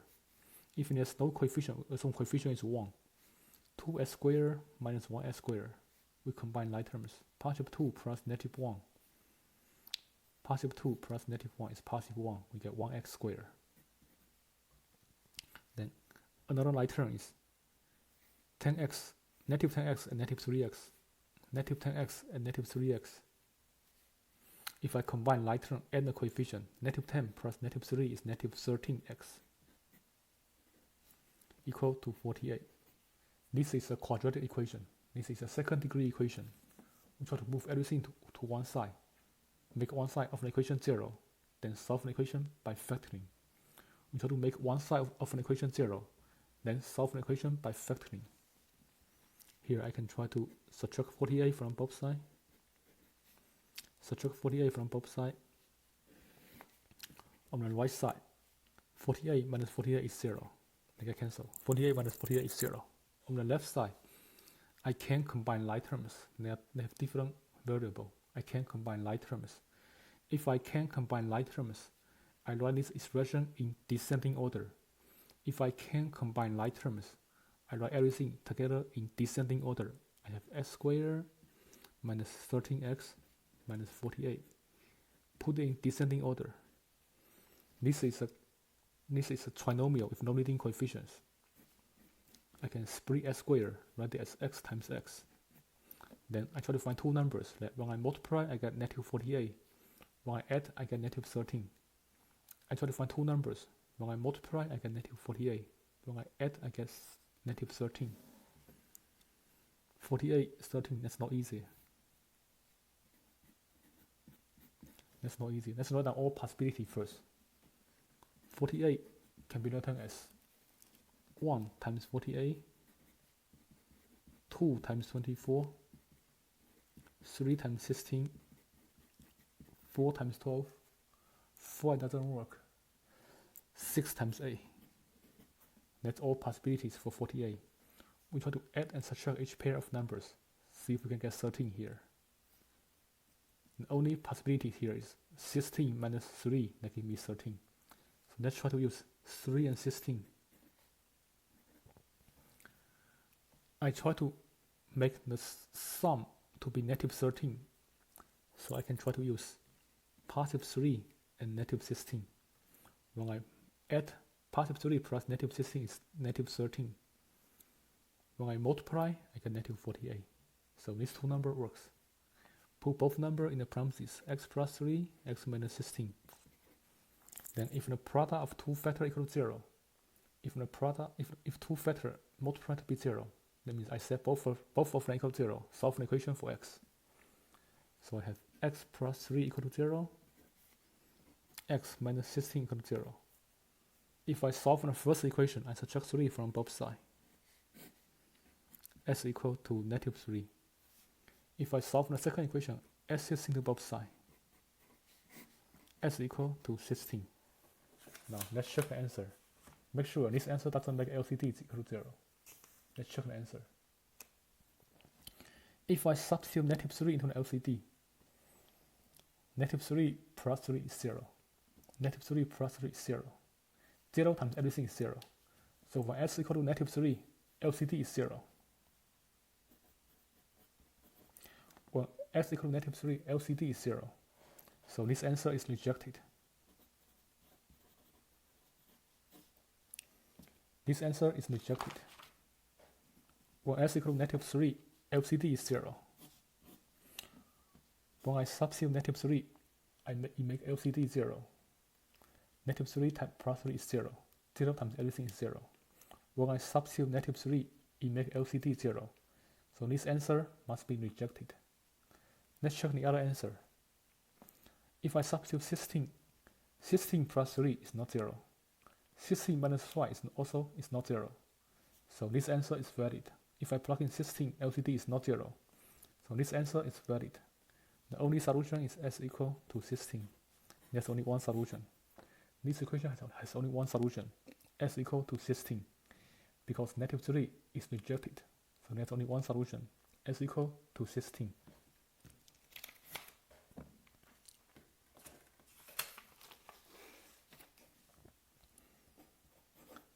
Next, 3x over s minus 1 plus 2x over s minus 4 equal to 4s squared minus 40 over s squared minus 5x plus 4. When we are solving rational equations, we try to find the least common denominator first. In order to find the least common denominator, we need to factor every denominator first. So let's factor every denominator. First denominator is s plus 1. This is not factorable. Second denominator is s minus 4. It's also not factorable. The third denominator, this is a trinomial with no leading coefficient. This is factorable. Let's try to factor.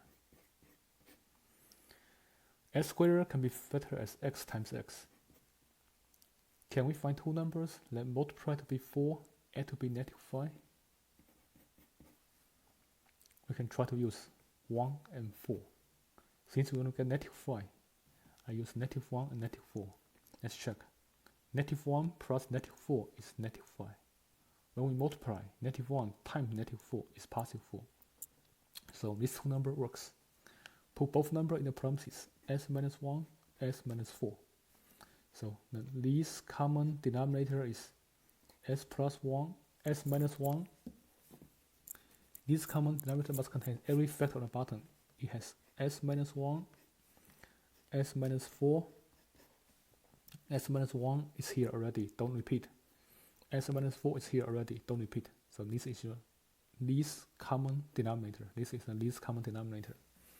Next, we try to rewrite every term over the least common denominator. Rewrite every term over the least common denominator. First term, 3x over s minus 1. If we compare the denominator with LCD, we can see that what's missing is s minus 4. If we compare the denominator, we can see that what's missing is s minus 4. So we multiply the top and the bottom by the missing factors. Multiply the top and the bottom by the missing factors. Second factor, second term, 2x over s minus 4. If we compare the denominator with LCD, we can see that what's missing is s minus 1. If we compare the denominator with LCD, what's missing is s minus 1. We multiply top and the bottom by the missing factors. The third factor, 4s squared minus 40 over s minus 1 times s minus 4. If we compare the denominator with LCD, we can see that it looks exactly the same. The denominator looks exactly the same, so we don't make any change. If the denominator looks exactly the same as LCD, we don't make any change, leave it the way it is. So if we multiply everything out, we can see that every denominator looks exactly the same. When we are solving rational equations, if the denominator looks exactly the same, we can always drop the common denominator. So here, if we drop the common denominator, what's left is 3x times s minus 4 plus 2x times s minus 1 equal to 4s squared minus 40. If we drop the common denominator, we have 3x times s minus 4 plus 2x times x minus 1 equal to 4s squared minus 40. Next, we solve an equation for x. If I distribute 3x, I have 3x squared minus 12x. If I distribute 2x, I have 2s squared minus 2x equal to 4s squared minus 40. Next, I can try to combine like terms.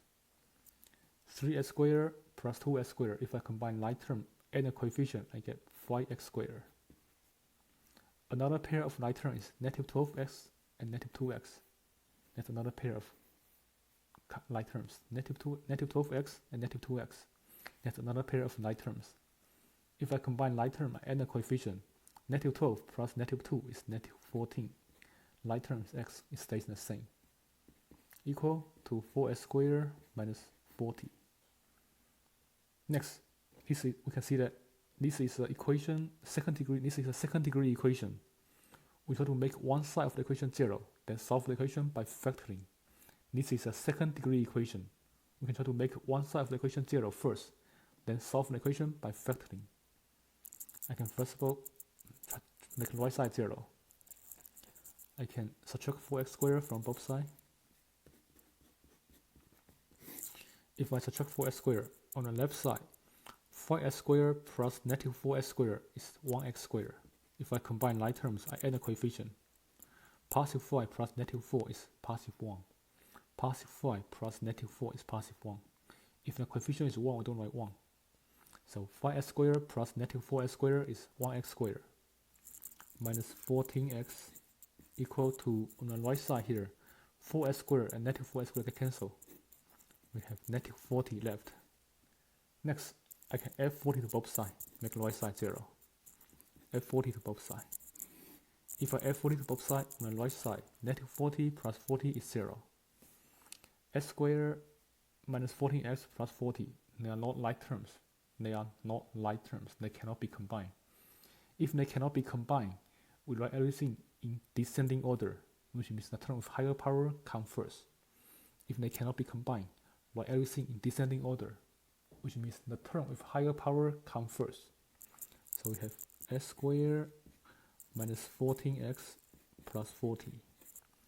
Now I make one side of an equation 0. I can try to solve an equation by factoring. And this is a trinomial with no leading coefficient. So I can draw two parentheses. Split x squared. I can split x squared as x times x. Next, we try to find two numbers. Like when we multiply, we get negative 40. When we multiply, we get positive 40. When we add, we get negative 14. We can try to use 10 and 4. We try to use 10 and 4. Since we will get negative 14, we can use negative 4 and negative 10. Let's check. When we add the numbers, negative 4 plus negative 10 is negative 14. When we multiply, negative 4 times negative 10 is positive 40. So this two number works. So use these two numbers. Put both numbers in the parentheses. We have negative 4 and negative 10. When two functions multiply to be 0, we set each of them equal to 0, then solve the equation for x. So we set x minus 4 equal to 0, x minus 10 equal to 0.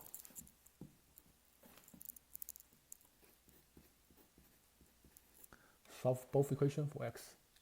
For the first equation, I can add 4 to both sides. I make x equal to 4. For the second equation, I can add 10 to both sides.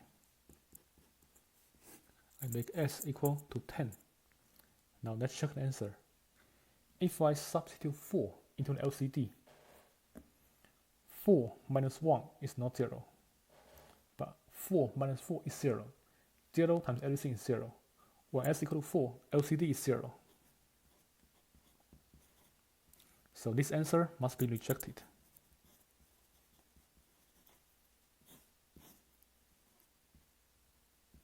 When s equal to 4, the LCD is 0. So this answer must be rejected. When s equal to 10, 10 minus 1 is not 0. 10 minus 4 is not 0. So this answer is valid. This answer is valid. The only solution here is s equal to 10. So there's only one solution. For this equation, there's only one solution. S equal to 10. There's only one solution. S equal to 10. Number 4 is rejected. There's only one solution. S equal to 10.